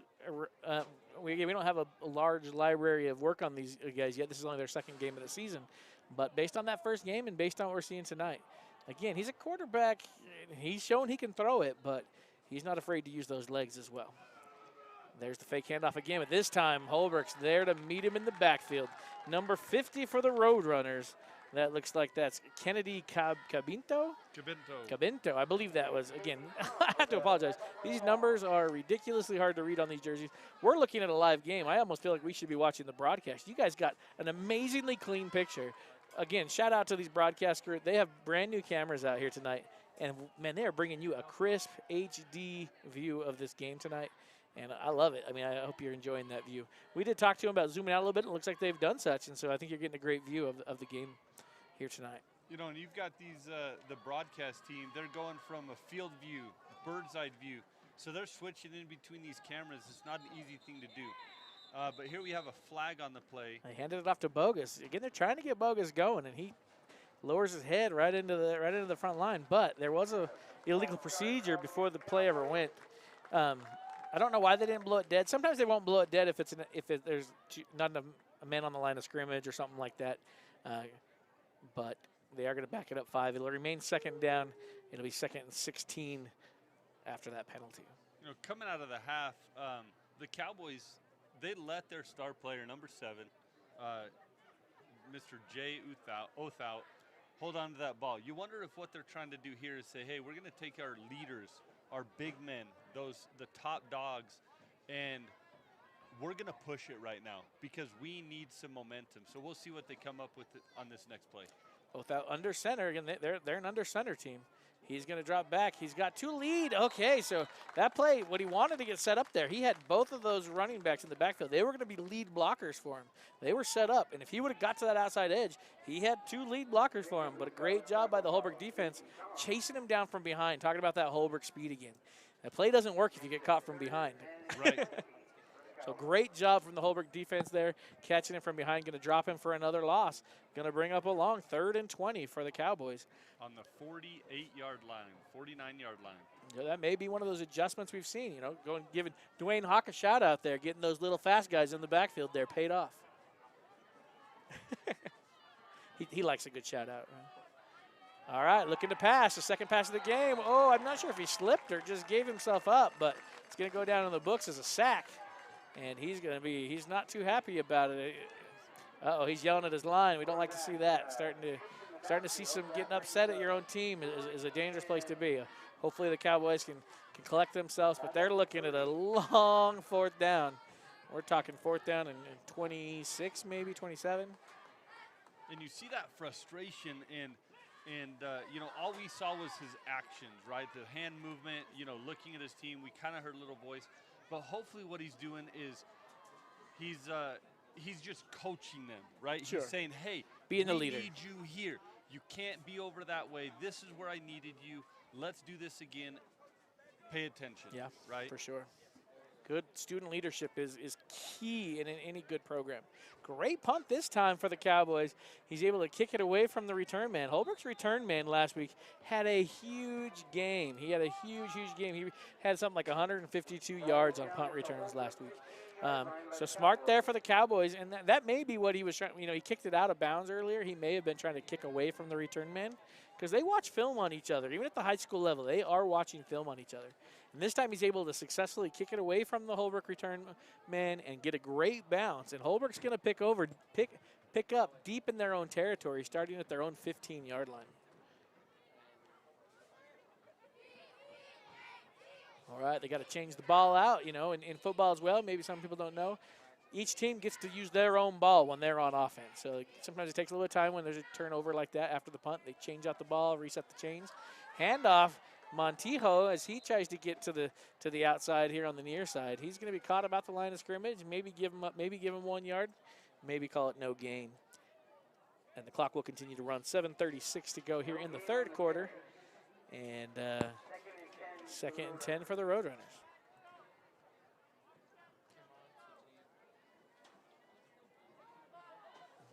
Quite a bit of communication going on from the officials, it looks like. Everybody, no, there we go. Holbrook's getting ready to line up now. They come to the line of scrimmage in that shotgun formation. He's going to keep it. Overrider tries to keep it. Again, there is a flag on the play. He's going to be brought down right at the line of scrimmage, but there is a flag coming from the umpire. We'll have to wait and see what we get here. I hate to speculate on those. I didn't see it, so we'll see what they call it. They're going to call it holding. So he's going to talk to the white captain.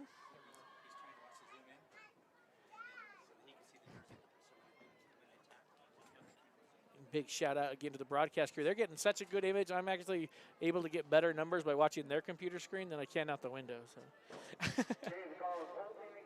it will be holding against the Roadrunners. Binoculars next home game. We've got Mr. Carlson from the English department down there. He's got binoculars for Dwayne.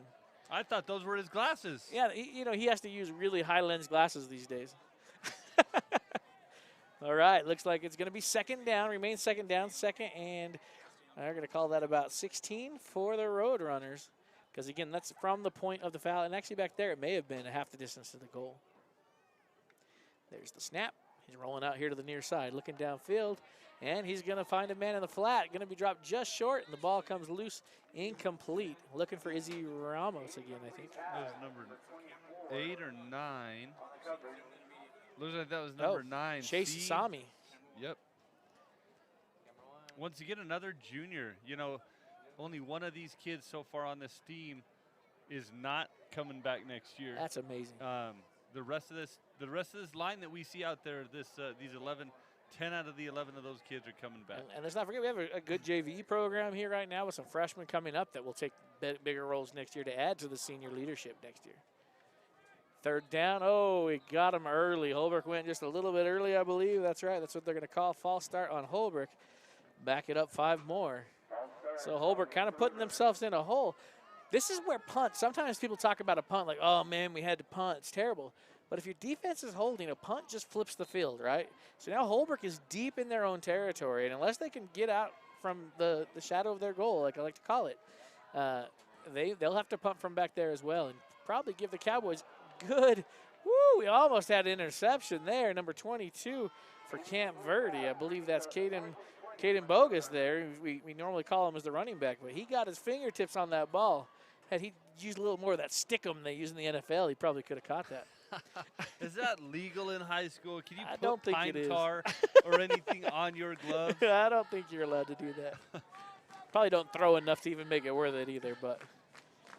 All right, and that's going to bring up 4th down. So, again, Holbrook's going to have to punt from their end zone. So their punter right now is standing in the end zone. And it looks like the Cowboys' return man is going to stand on the Roadrunner 40-yard line. So I believe that almost is guaranteed to be good return. Oh, the punt comes off a little short. It's high, but he's going to get a decent roll for Holbrook. And it's going to be down right about the 33-yard line. So, again, we talk about those punts. Punt isn't always bad, right? The punt from the Cowboys was able to pin Holbrook back deep. Their defense was able to hold. Now the Cowboys get great field positions to start the second drive of the second half for them. So here they come. Go ahead. Holbrook's just got to continue to trust their defense, right? You don't want to punt like you've been saying, but at the same time, the Holbrook defense has done a fantastic job.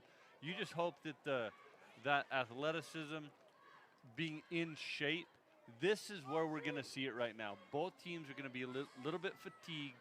We've got to see now who's taking it more serious, I guess, in practice when the coach isn't watching. For sure. It's a warm night. We're looking at 88 degrees right now here in Holbrook. It's a warm one right now.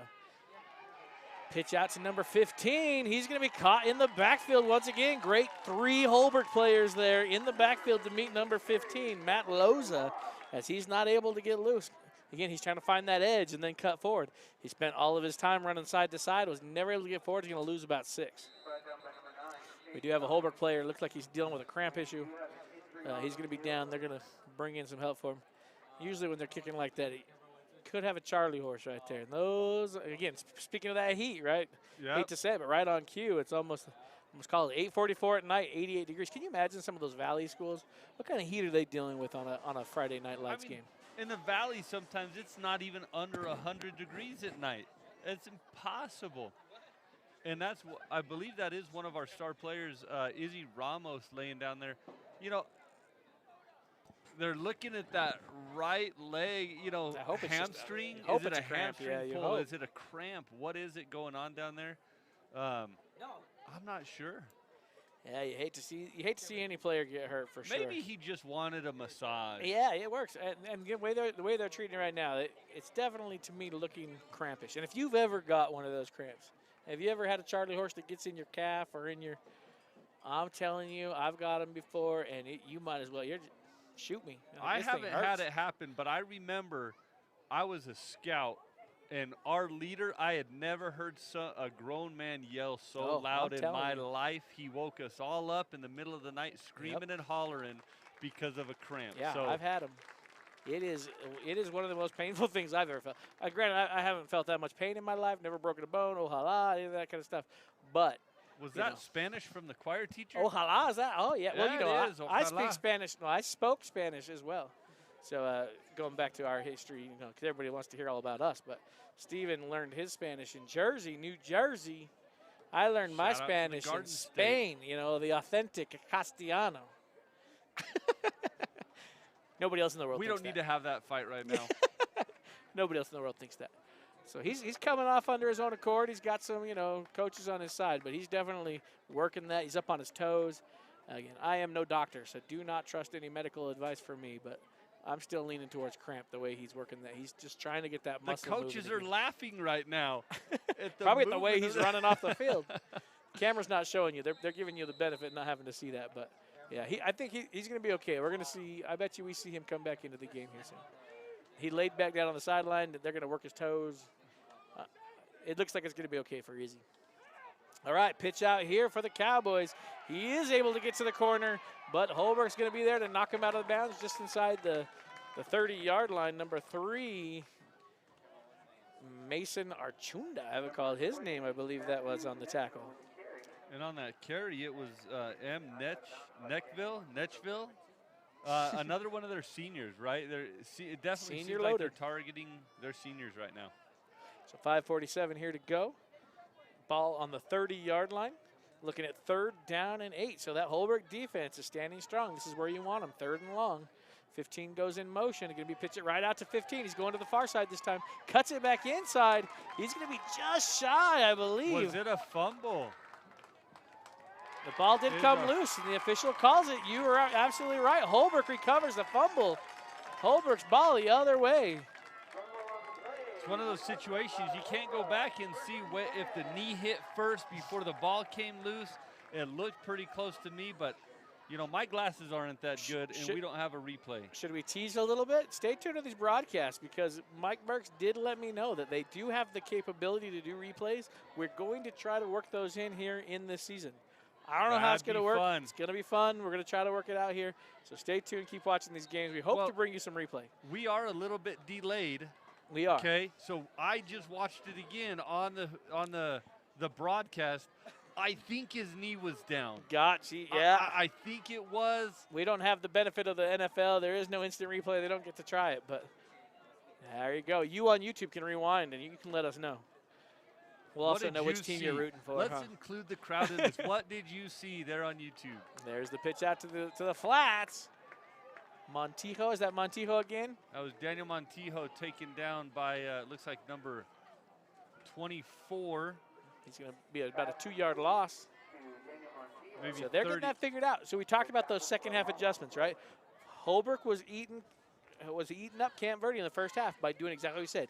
Get your players out to the perimeters, quickly get the ball out to the perimeter, and then speed forward. Holbrook's tried that a couple times here in the second half, and Camp Verde, to their credit, they've adjusted, and they're able to meet them there in those things. So now it's Holbrook's turn. Let's see Holbrook's adjustment. They're trying to force him to throw the ball. They don't want him to run the ball anymore. There it is. There's the adjustment right there. So he tries to get right up the middle. It looks like Oberreiter's going to keep it, but the stout line there from the Camp Verde Cowboys, he's going to catch him. He's going to gain about 2. It's going to be 3rd and 9 for the Roadrunners. But we're seeing the chess match happen. That's fun. This is fun. I love to see the chess match happen, right? So Holbrook realized the flat wasn't working. They still spread out that defense because, again, that's what the Cowboys are having to do, spread their defenders a little farther out to the wings. And so Oberreiter tried to pay up the middle, but, again, we got that big lineman right there for Camp Verde, Damon Huke. That's the one we should have asked our neighbor how to say that name, huh? Yeah, Oberreiter looking to pass. Stays on his feet once, but he's going to be brought down. A sack. So Oberreiter can't break free this time, and he's going to be tackled for a sack. Going to take it back to 4th down now and about 11. We'll call it 4th and 11. Holbrook looking like they're going to have to punt from deep in their own territory as well. Not as deep. They're not standing in their end zone. So there's progress. and this is one of those situations where you hope that Holbrook team is maintaining composure. They've had some frustrations. You know, these last 2 drives haven't gone their way, but they've got to stay focused on what they're doing now. They can't focus so much on what they weren't able to accomplish. All right, there's the punt. It's a good punt this time. Going to be fielded just inside the 50. 20's got some run to room though. He's got the sideline, and he's going to be tackled, but he's going to take it all the way back to right where the punt happened from, behind the line of scrimmage. So Camp Verde on a great punt return right there. That was number 20, Netchville again. Netchville again. He's going to have great starting field position at the 15-yard line. Oh, thank you, Melanie. Melanie's our favorite cowboy tonight. Or is she a cowboy or cowgirl? Maybe our favorite cowgirl tonight. Pronounced Hook, right? Okay, there we go. So Damon Hook is doing great work right there. The big nose guard right there in the center of the field for them. I just saw the comment. Yes, Mr. JMS 0390. I was in Union City. It's a wonderful place.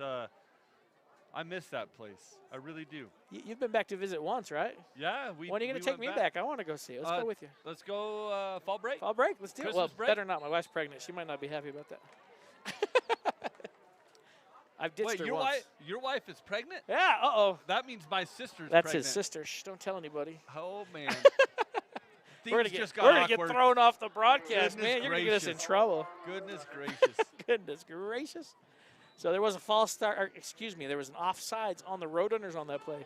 So Holbrook doing a little bit of the work for the Cowboys there. 1st and 5 at the 10-yard line for the Cowboys where they start this drive now. You couldn't ask for much better field position if you're a Cowboys fan right now. JMS graduate St. Michael's, class of 85. There's the run right up the middle. Just a bulldoze. That's old-fashioned football. If you're class of 85, that's the kind of football you like to see right there. Just call it ground and pound as they drove forward. And they're going to call it a 1st down right at the marker. So 1st and goal for the Cowboys at the Roadrunner 5-yard line. 4-yard line. Looking at the broadcast, we can see a little bit better. That ball's sitting right at the 4-yard line. So here we go, Holbrook defense. Let's see this goal line defense. You know, a lot of people say this is the hardest part of the field to score in, right, when you get too close. Sometimes it's easier to break a big one than it is to score in this tight-knit stuff.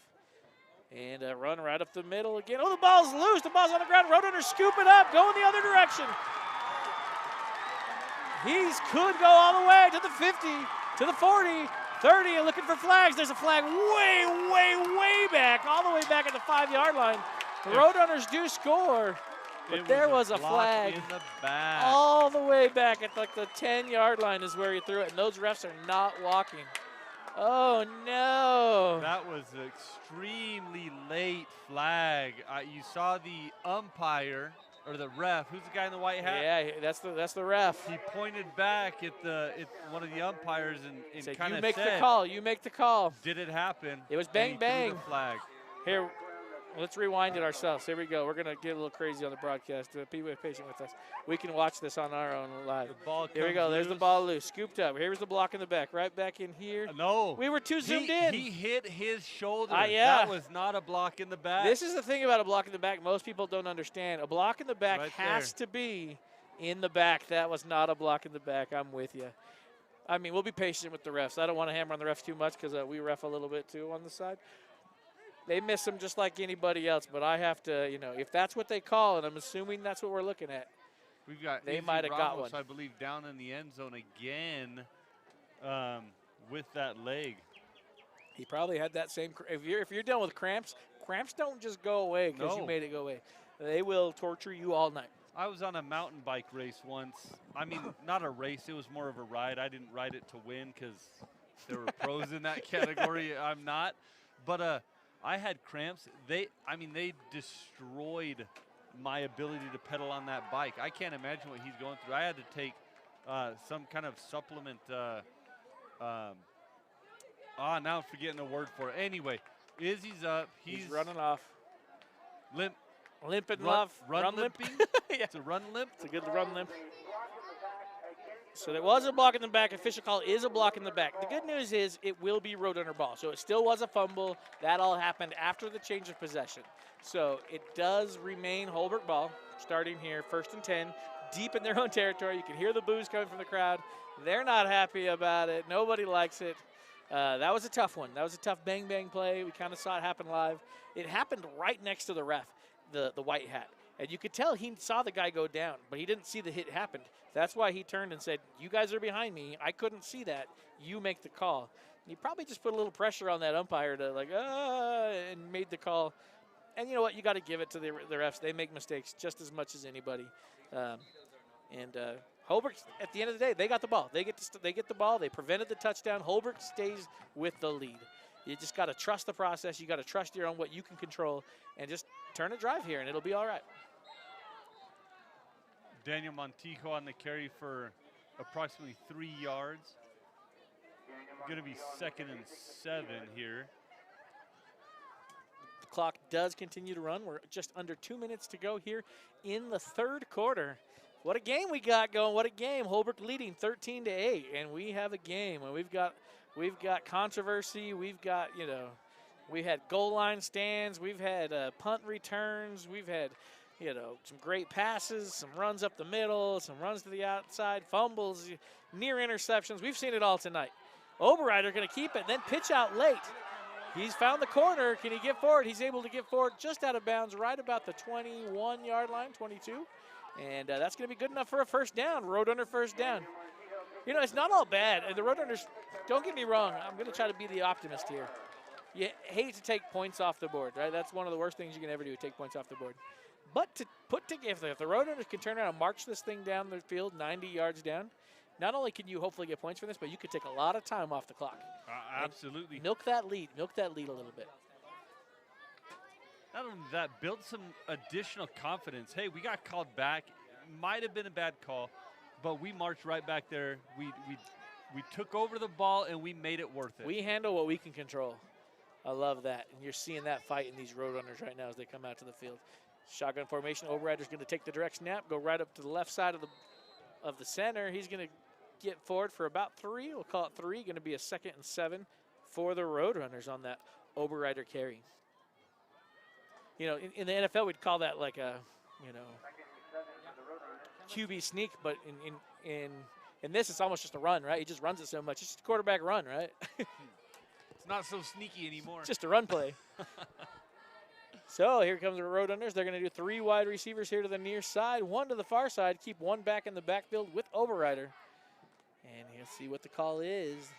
Shotgun formation. There's the snap. Going to be handoff right up the middle. He's going to get caught in the backfield and be dropped for a small loss. Was that number 8? I believe that was number 8.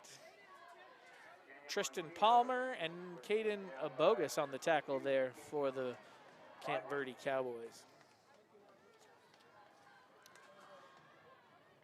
So that brings up 3rd and a long 7 for the Roadrunners.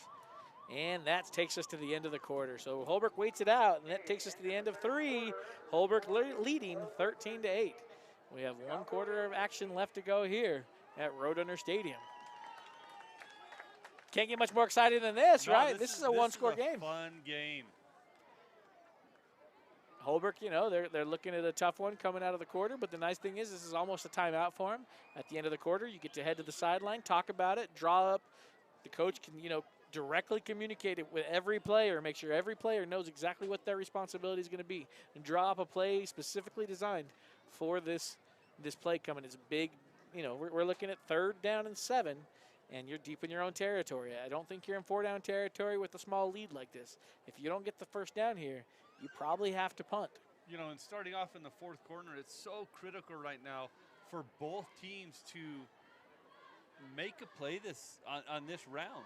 I mean, you're setting yourself up for the last 12 minutes of this game on this next play. If it goes good for the Roadrunners, they've got a little bit of steam. If it doesn't, the Cowboys potentially have that boost of energy and enthusiasm to take over. All sports, football included, is game of momentum, right? Who's got the momentum? Right now, I don't see the momentum, right? There's not a clear momentum right now. No team clearly has momentum right now. We're kind of in a stalemate. We're kind of in this Maybe they figured each 3 other and out. Yeah. Let's see who can break this stalemate, right? The Roadrunners, if they can put together a nice little out route or maybe a post route here right over the middle, get their man. We've seen them do that a couple times, right? Overrider's had time in the pocket. You know, in past years, he hasn't had the time that he's been able to sit there and kind of let the play develop. He's been having to run for his life. But tonight, he's been able to sit in the pocket for a second, let those receivers actually get into their routes, and then find the open receiver. That's right. We'll see what they do here, though. We're going to run. Looks like they have 2 wide receivers here to the near side of the field coming out of the break. 1 to the far side. They're going to leave a tight end in at this time. Oh, no, excuse me. They're going to move him out. 2 to each side. 2 receivers to each side of the field. There it is. He's got some time. Direct pass right over the middle. They called exactly what it was going to be. That post route right over the middle. A little high. Intended receiver on that was Izzy Ramos. He couldn't quite get his hands on it. It's going to bring up 4th down, and looks like the punt team's going to come on for the Roadrunners. I figured out what these boys need to take. Electrolyte. There you go. They need some electrolyte pills to Get get rid some of those electrolyte. cramps. That's magic. I've seen a couple it's not players illegal. grabbing their calves down there, you know. Oh, yeah. Again, like, you can't underestimate the heat we're feeling right now. It shows my watch says we're down to 88. No, the high was 88. We're down to 73. We're down to 73 degrees right now, so this is manageable, but it's hot. You got all those pads on. You're running all over the field. And it gets a good punt away. Good high punt. Going to give him a chance to get a defender on him. Great open field tackle if they can finish him off. Woo, that is a great punt. Well defended. Man, I got to drop it on these jersey numbers, but I just can't read them. Was that number 2? Was that Daniel Montijo again on that tackle? If it was, he went for the legs and got the legs. It was either him or there's our wrestling coach talking to, or Overrider. It might have been Overrider even. I'm not sure. I'd be happy with see. that too. He's another one of my boys. Who got it? Who got him first? Nobody up here could tell. We had the live announcers. They couldn't tell either.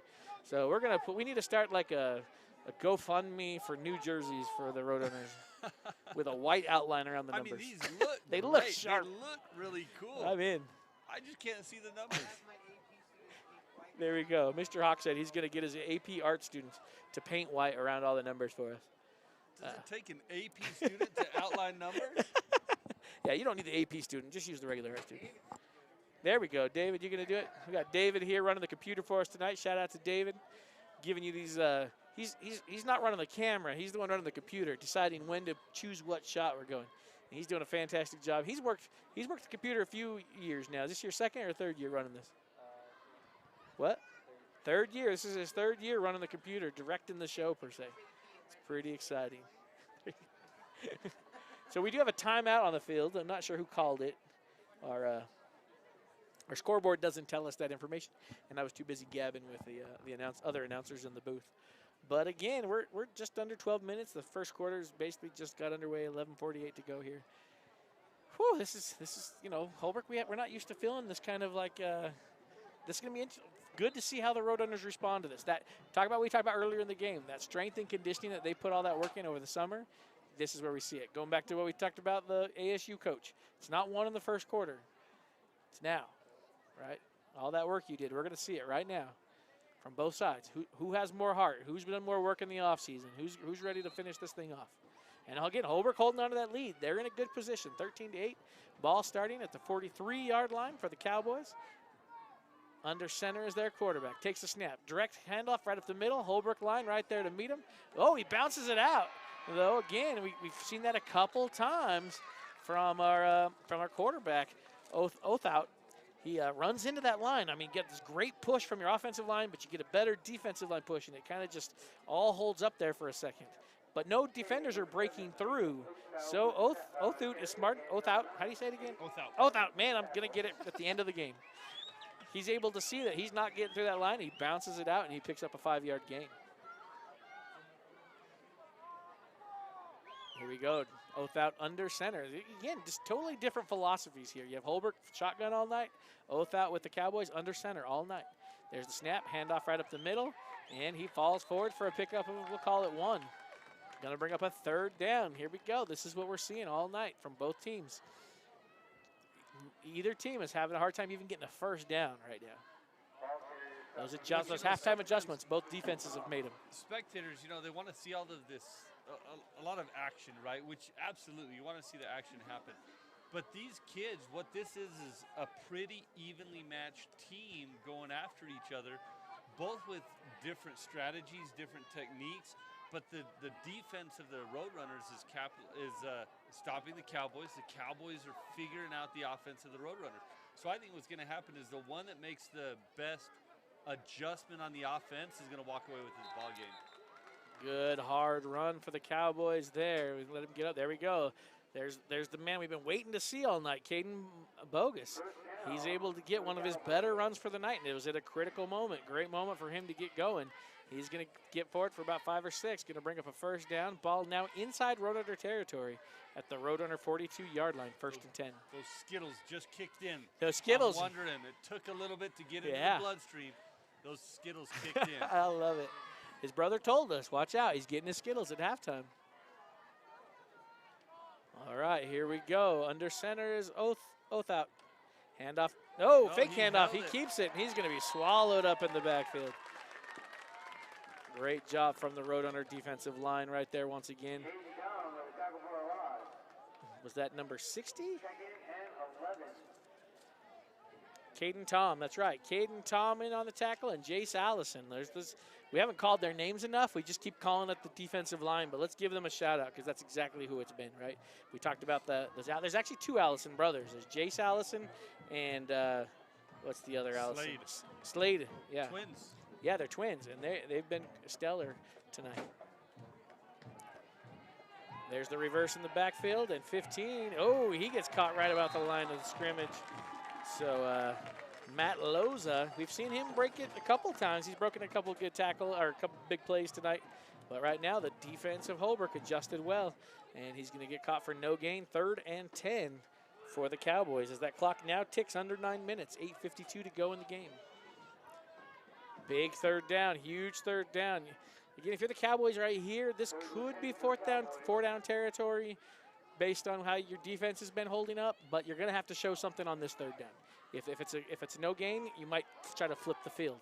But if they're able to, pick up 5 or 6, you may see them go for it on 4th. There's that pass play. They pull it out every once in a while.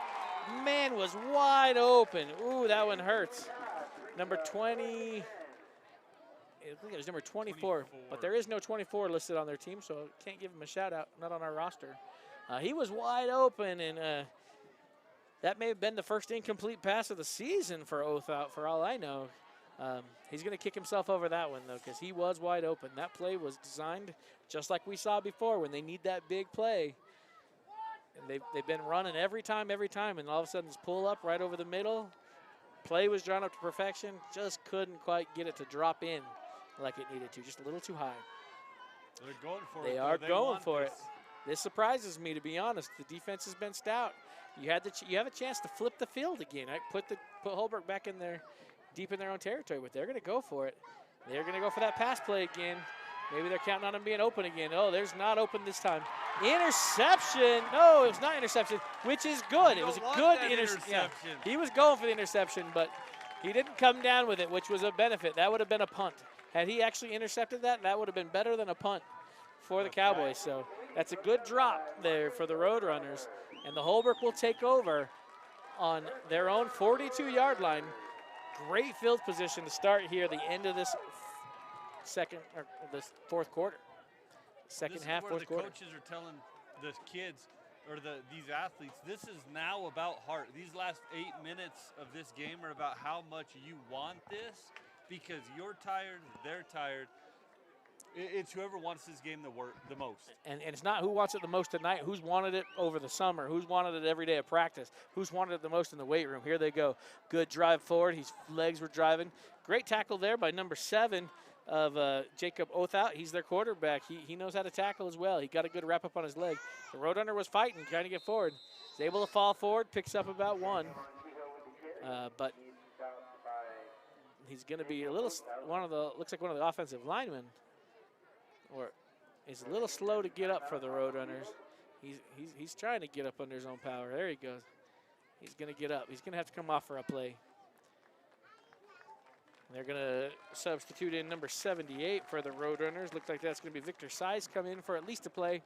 They're going to give number 72, Malachi Johnson, a break as he was slow to get up. I think he's going to be okay. Victor Size, he's in my Spanish class. There you go.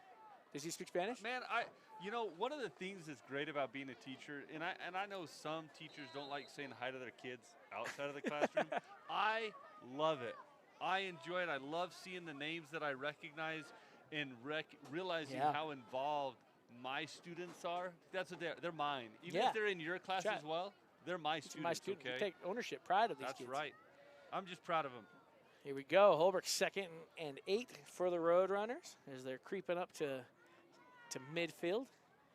They're waiting for the official to blow the whistle, but he already did. Ooh, dangerous pass there. Able to get away with it. They're looking for that pass route into the flat again, but this time again, that adjustment from the defense, right? They're not so worried about just trying to get to the quarterback. They're just trying to get in between the quarterback and that receiver. It's dangerous. Right? If you throw an interception right there, that's a clear path to the end zone. That guy can just turn and go. You do not want to throw that interception to 22 bogus. Ooh, heck no. He knew the play that was coming, might have heard him talking out there on the field, and he said, I'm going for it. It worked out for him. He's able to knock it away. Good defense, but and one of the defenders for the Cowboys gets a little anxious and jumps across the line of scrimmage early, and that's going to be an offsides penalty on the Cowboys. So that's going to be when we're talking the defense we've seen on both of these teams here in the second half, that's a big deal. That's a big 5 yards on that 3rd down. So Holbrook was looking at 3rd and 9, and now they're looking at 3rd and 4. Much more manageable as they approach midfield. They're just 1 yard shy of the 50-yard line. It looked like the referee went up to the center there and said, hey, make sure you're not moving the ball either. Yeah. There's the snap. Overrider's going to keep it. Go to the right side of the center. He's going to be, I think they're going to. Pretty close to From the where first down. my view, it looks like he's past the 1st down, but we'll wait to see where they spot it. Then they'll stare down that line. Nope, they called it already. 1st down, Roadrunners. Great job. And again, he didn't get very many. He barely got that 1st down. He got that 1st down because of that offsides penalty. Penalties are such a difference maker, and sometimes as a football player or just any player, we don't realize how much of an effect it can have. We're looking at 4th down without that penalty. Discipline is so key. On those situations, you'd rather be a half a second late than a half a second early. 5 yards was a big difference on that play. Oh, look at it. Holbrook going with a bunch formation here in the backfield this time. Three backs surrounding Oberreiter, still in the shotgun formation. They're letting that clock tick, right? They got that lead. They're trying to milk the clock a little bit, burn some seconds off that clock. And here we go. He's Now setting up for the snap. There's the snap. Going to hand it off to the second man through. Got a lead blocker in front of him. Stays on his feet, just fighting forward. And he's going to pick up a good 4 or 5 yards. So a great run there. Is that Izzy Ramos? That was Izzy Ramos. So he's coming off. We're trying to work those legs again. Again, cramps do not go away once you get them that easy. But a great first down run. Hey, my dad was a football coach for years and years and years, and he said, you give me 3 yards every play and I'll win this game. All I need is 3 yards every play guaranteed, and you'll win this game. And there we go. There's the 3 yards we needed on that play. Going to bring up 2nd and 7. The Holbrook players all have if you look at, they're looking at their wrist right now. They all have a playbook essentially. Not the whole plays drawn out, but the name of the plays. So the coach can actually call in a play from the sidelines. They don't have to huddle up. They all know what the play is now based on that sideline call, and goes in motion in the backfield. Little misdirection there as Oberreiter does a 360. He has 3 options, right? He's doing a 360 there. He could hand it to any 3 of those backs, and he picked the one on his left that time.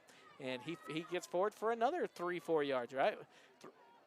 Old timers used to call it 3 yards in a cloud of dust, right? 3 yards in a cloud of dust.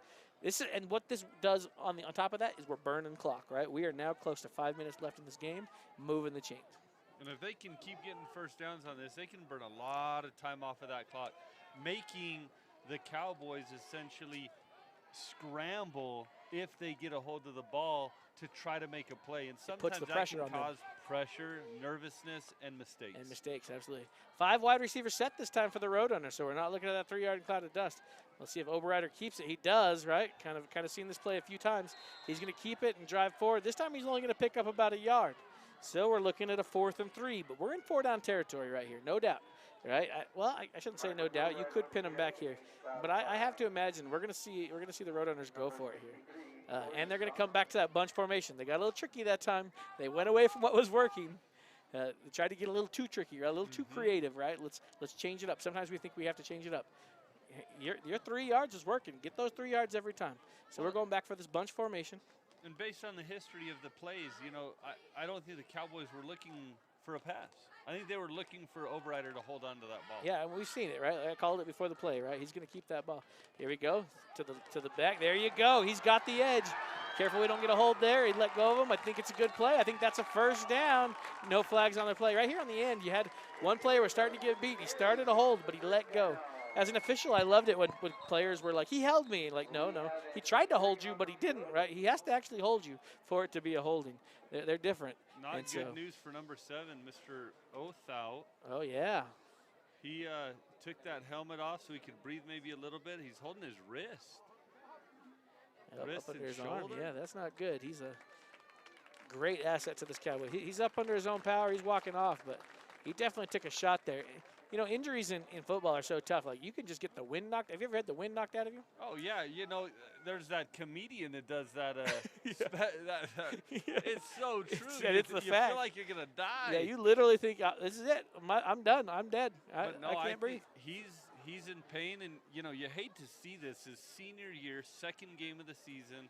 You hope that this is something that's maybe he's hurt right now, but not injured. You don't want him to be injured. You want him to be able to keep playing his senior year of football. And you're going to get hurt many times in football without a serious injury. Again, this is a rough football game. Like, you are bodies slamming in each other as fast as humanly possible. Both teams are giving everything they've got. And, and credit to him. Another thing they'll do is, like, he could have walked off under his own power, but there's no reason to hurry him off, right? Just take a minute. You're actually, your team's going to get a breather for a second. Holbrook's going to get a breather for a second. Just lay down. We're not in a hurry to get you off the field. Let's make sure you're okay. You don't need to hurry and get yourself off the field, especially late in the game. You'll see even the referees will allow them to just take a little bit more time maybe they normally would, right? Get some water out to your team. That's one thing you'd like to see for the Cowboys right now. Get water out to your team right now. Holbrook right here, they got water going around, and you're going to take care of the football player. Oh, you hate to see that. They are calling over for the ambulance, though, to come check him out. I don't know if ribs. Maybe it's Could ribs. be. Maybe he's having trouble breathing. Yeah, that's tough. And that was a defender, right? That wasn't an offensive play. He was on defense. He's their starting quarterback, but he's also one of their leading tacklers, and this was on a defense. So They're going to have the paramedics come out. Come and check him out. Say, Yeah. hey, can you feel anything? That's See why what's they're going here. on with this guy. Yeah, that's why they get paid that money. Sit in big that bucks. cool. They sit in that cool vehicle with those lights and sirens. Yeah. To come out here and make sure people. They should are turn their okay. sirens on just to pull up like the 20 feet. Yeah. Yeah. Why not? Hand me the keys. I'll pull up the we'll, car. for we'll 'em. pull up the car. We'll pull it around for you. Oh, man. Yeah. Not to make light of the situation at all. You know, you hate to see this because, again, they're high school kids. At the end of the day, these are high school kids that we see in our classroom every day. This is a sport. This is a game. And you hate to see any kind of injury come from a game. But it is a tough sport. This is a full contact sport in every sense of the term. But we're looking at a great game. We break down the end of the game here. We're looking at 4 minutes and 11 seconds to go here in the game. I believe that was a tackle inbounds. When we come back after the injury, we'll anticipate the referees giving that arm wave, starting the clock back up. We'll anticipate Holbrook letting, that clock run under 4 minutes before they get a snap. And Holbrook deep in their own territory. If they can just, ground and pound here, they can eat away another 2 minutes here, 3 yards at a time, and just hang on to that lead. And if it goes their way, they get another touchdown, and then they've got that much more of a cushion. Absolutely. They're in a great position, but 6 points on the board and puts you in a nice comfortable position. They're not comfortable right now. There's nothing's comfortable.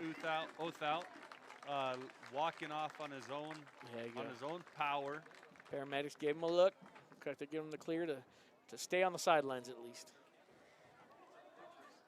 If you've ever played football, you all remember being on one of those away trips and one of your teammates got hauled to the hospital for one reason or another, and you just made the ride home a little less enjoyable. You're worried about your teammate and things. So it's always great when they can get up and stay with the team. All right, here we go. I didn't see the clock start. No, there it goes. They ran the clock. So here we go. Just as we predicted, Holbrook in this bunch. There's a 4-backs bunch. They got 2 halfbacks, a fullback, a quarterback, all right here bunched together. They're letting that clock run down as far as they can. We're now under 4 minutes. That clock continuing to run. During that injury timeout, you saw Coach Starkey coaching his young man through this play. He was telling him exactly what to do right now. Let's see if it works out. Good job by Oberreiter. He's watching that clock down to the last second. He's going to hand it off. There it is again, plowing right up the center. And he's going to pick up the 4 yards. Hey, you know what's better than 3 yards? 4. We'll take it. So that's going to bring up 2nd and 6 for the Roadrunners. That clock just continues to eat away. Now, if you're the Cowboys, you have to start wondering, when do I use my timeout? I don't know how many timeouts they have left. Again, our scoreboard doesn't tell us that, and I didn't keep good notes on myself. But at some point, you have to consider, am I going to use this timeout on defense? And I just saw their coach go tell the ref. I think he said, if we get a stop here, call that timeout. So let's watch for that. Here again, they're going to let that clock chip away. Now under 3 minutes to go here in the ballgame. Holbrook leading 13-8. There's the snap. Hand off to the last back through. He makes a jump cut. Going to be just shy of a first down. They're going to mark him about a yard short, it looks like. And there it is. There's the timeout. Just as we predicted, that coach let him know, if we get a stop, I want to use my timeout. Because, again, if they didn't, Holbrook's going to be able to run that clock down to close to 2 minutes before they get another snap off. By this, it puts the pressure on them when they're on offense. They won't have that ability to call the timeout going the other direction. But you have a little bit more control. You can you can call plays to get yourself out of bounds and things like that. On defense, you don't have that control. Right. Well, and what's the time that the offense can take? How much time can they take before they have to? I believe it's 24 seconds, but they seem to be milking a little bit more than that. I thought it was like 24 a shot seconds. clock. Yeah, it's a play clock. We call it a play clock. And in some fields they'll actually have a play clock in the end zones, and you can see it. But a lot of high schools around here don't have those play clocks, so it leaves it up to the official, and it's a lot harder and so the officials will be a little bit more lenient with it, right? Like you don't have a big clock counting there for you, so. Right. So the official will yell for you. So if we have somebody that wants to donate a lot of money. Another clock with a time clock on it. But you have to have it in both end zones, so you got to have it on both sides. You have to donate 2. Yeah. And it looks like one of the team, I'm assuming the Roadrunners are going to call for a measurement. This will be interesting, though, because they already let the timeout go. Oh, and they got the first down. After the measurement, they're going to call it a first down. That's tricky right now because that coach only called that timeout because he thought they didn't get the first down. So I wonder if they'll give him back that timeout. I've seen that happen before because technically it's a timeout when you measure. That stops the clock to bring out the change to measure. So it'll be interesting. I can see the white hat. He's yelling over at those coaches. I'll bet you they give him back that timeout because, again, he's going to tell him, I only want this timeout if we get the stop. And so that official made that call, not the coach. Oh, and here we go. There's going to be a stoppage in play. They're going to talk about something. So the umpire and the white hat, the ref, are going to come together for a little meeting. He's going to come over here now, and looks like he's going to talk to the coach. They're wanting to reset the clock, too.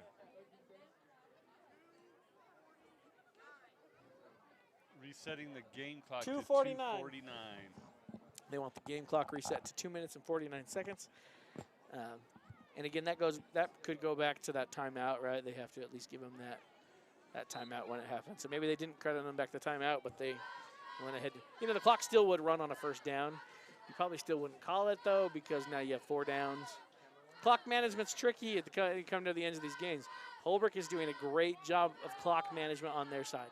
Slow, monotonous drive, eating away. And remember, this drive comes after that turnover of a touchdown. Oh, he breaks it free. Got a great block downfield. Going to spring him loose for a touchdown. Let's give credit where credit is due. Mason Archunda. I'm not sure if I'm saying that name. He's not going to get the credit he deserves. He had a great downfield block that allowed that touchdown for the Roadrunners. Roadrunners go up 19-8. 2:41 to go here in the game. How many times in a row did they just run that exact same play? Right? Running it to 2, 3, 4 sides, different directions. But it finally panned out for them. The Cowboys jumped in a certain direction, and just the cards aligned, right? You got the block where you needed it here. This person misread, and some of the best football programs I've ever seen have 4 plays. The 4 plays can look like 20 different plays, just running them in different directions and with different backs. But at the end of the day, they're really 4 plays. That's right. He's going to miss the PAT this time. So following his trend of last week, the Roadrunners scored 8 touchdowns last week. And they were able to, he kicked 4 successful PATs and missed 4. Tonight, they've scored 3 touchdowns. He got the first PAT. They went for 2 and missed on the second, on that 2-point conversion on that second touchdown. And now he missed his point after here. So he's 50. He's 50-50 on his point after touchdowns. But I love to see that too. In high school, you don't often see him go for that point after touchdown. The kick. Shot. Yeah. Give him a chance to do something a little bit different. Maybe we just need to recruit a soccer player. Well, I mean, he's doing good for him. That's a hard kick to make. Again, I saw this thing on the internet once. I don't want once. to do it live online. Yeah. I do not want to be kicking a field goal. Have you ever seen that online? These guys make fun of the kickers. Well, and ESPN did it. They went to Twitter, and all these people were making fun of these kickers for missing these field goals. So they brought them into their studios and said, "You said you could do it. Let's see it." And these guys were awful. These Twitter cowboys that were just shanking them, and it's easier to say I could do that than to actually do it. Fight Holbrook High School and go in to win. That's right, Angie. So here we go. Holbrook now lead 19-8 with 2:41 to go here as they set up to kick off to the Cowboys. Cowboys have a Herculean task ahead of them now as they're down 2 scores. Not impossible, but definitely a challenge for the Cowboys here to end this game. There's Izzy Ramos, gets the kick away. It's going to be a good bouncer. And he scoops it up about the 25, and he's going to bring it forward, get tackled about the 30-yard line. Now, had he let that ball bounce out of bounds, it was right there on the line. It's a risk whether you want to take it and let it do it. But if it would have went out of bounds, the Cowboys could have opted to take it at the 35. But if it doesn't go out of bounds and you just let it fall, then you could risk a turnover or getting smashed right there. So I don't fault him for picking it up. It's probably the right decision. The Cowboys, though, starting deep in their own territory, starting from their own 30-yard line with 2:36 to go as they start what probably be one of their final drives of the night.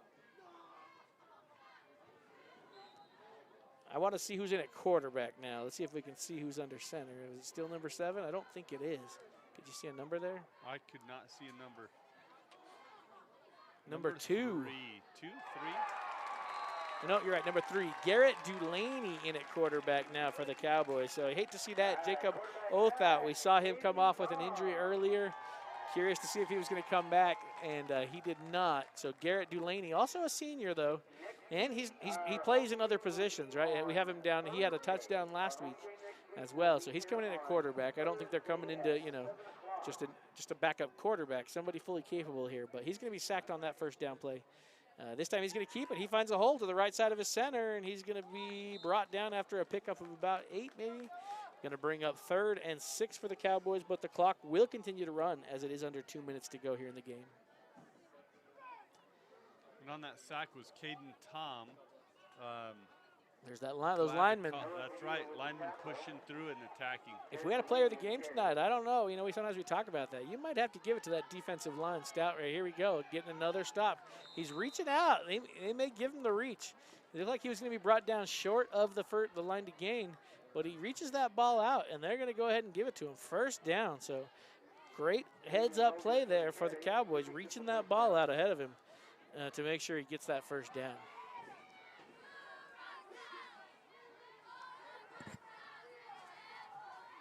And here they go.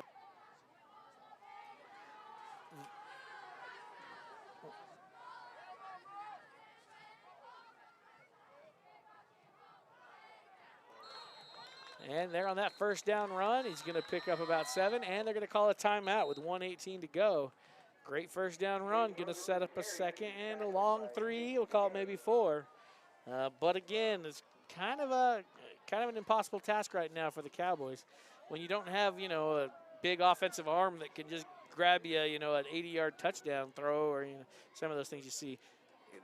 This is a team that's built on the short drive. It's built on, time management, game management, and I think the Holbrook's going to be able to hold on. You don't want to get ahead of yourself, but with 1:18 to go, up 2 scores right now. Holbrook is sitting in a good position. You still want to see him fight to the very end, have good defense, fight really hard here to the end. All right, they got a nice little water break out of that timeout. Heading back out to the field. The Cowboy offense is set, ready to go, but after a timeout, you do have to allow the defense to set before they call the ready to play. The ready to play whistle blown. Under center is their quarterback. Their backup quarterback for the Cowboys. He's going to try to get out to the outside. He breaks free. He's going to throw it downfield. Woo! Great defense by the Roadrunner. He's going to bounce off his hands as soon as he touches it. He's tackled by 2 Holbrook defenders. Isn't able to hold on to it. Going to be an incomplete pass. Bring up 3rd and 4, but that will stop the clock for the Cowboys. Big shout out to everybody watching tonight. It looks like right now we have 76 people watching right now. That's awesome. While you're watching, do us a favor. Hit subscribe. I know for you it's probably not that big of a deal, but for the Road Runner Broadcasting, it is a big deal. Right now, the more subscribers you get on YouTube, YouTube allows you to do more things. And so you're going to be a big help to the Roadrunners just by hitting that subscribe button for them, even if you're tuning in from Camp Verde and may not watch another Holbrook game. Do us a favor if you don't mind. Hit that subscribe. Help us get to those bigger numbers to help us open up some new tools for our broadcasting club. Other sports are on this channel as well, so it's not just football. Other sports, you're going to see this on there. To watch the volleyball game, softball, baseball. They do them all. I mean, this broadcasting club is phenomenal. So there you go. Big run there for the Cowboys. He's going to get a first down, brings it into Roadrunner territory. Clock will stop while they set the chain, so we're stopped at 1 minute. Now it's rolling, but they're set up. They got to get that snapped off faster. They're about 55 seconds under center. Clock ticking away, under 52. Gets the snap, looking to pass again. Intercepted, overthrown. He's trying to get to the outside, makes one man miss, cuts it back to the inside. Daniel Montijo staying on his feet. Finally going to be brought down by the Cowboys, back into Cowboys territory at the 45-yard line. Daniel Montijo playing some great zone defense. He wasn't the defender on the back, but sitting in that safety position. The ball bounces off the offensive hand. Montijo, great awareness to. That's hard to do. It's hard to catch a football anyway. It's even harder to catch it after it's been tipped by somebody else's hand. When you weren't expecting it. Yeah. It's hard. I don't often catch the ball when I'm expecting to catch the ball. And then a great run from Montijo as they tried to hunt him down. He's able to get back to the 45-yard line. Holbrook setting up in what we call the victory formation. So they'll bunch everybody up here tight. They'll put a couple of protectors on either side of the quarterback. The first time tonight we've seen Oberreiter under center, takes the knee, and that allows the clock to tick down. 36 seconds. That won't be enough time to let it run all the way out. They are going to have to, so what they can do is to not blow it ready for play yet. So they're going to hold off the ready for play whistle, and now that allows that time to go ahead and run out. So Holbrook super excited tonight. They go 2-0 on the season. First time in at least 2 years, Holbrook gets 3 years. Is it 3 years now? Holbrook starting off on a great season. Again, hit that subscribe button. Stay tuned. We're going to bring you more great football throughout the year, other sports throughout the year by hitting that subscribe button. Big shout out to our teams here today. I do want to let you know that next week's game is a home game, but it's on a Thursday night. So this is one of those important things. We talked about the referees, the umpires. They had to change the game next week because of a lack of referees from the AIA. So if you're out there and you're watching these referees and you said, I would have called a fumble. I could have done that. I would not have called a block in the back. That's right. Then what we'd like to have you do is go to the AIA's website. Sign up. They need talk you. to the school that you represent, that you live by. Sign up, go out there, get on that field, run with these kids, and give them a chance to have a Friday night football game.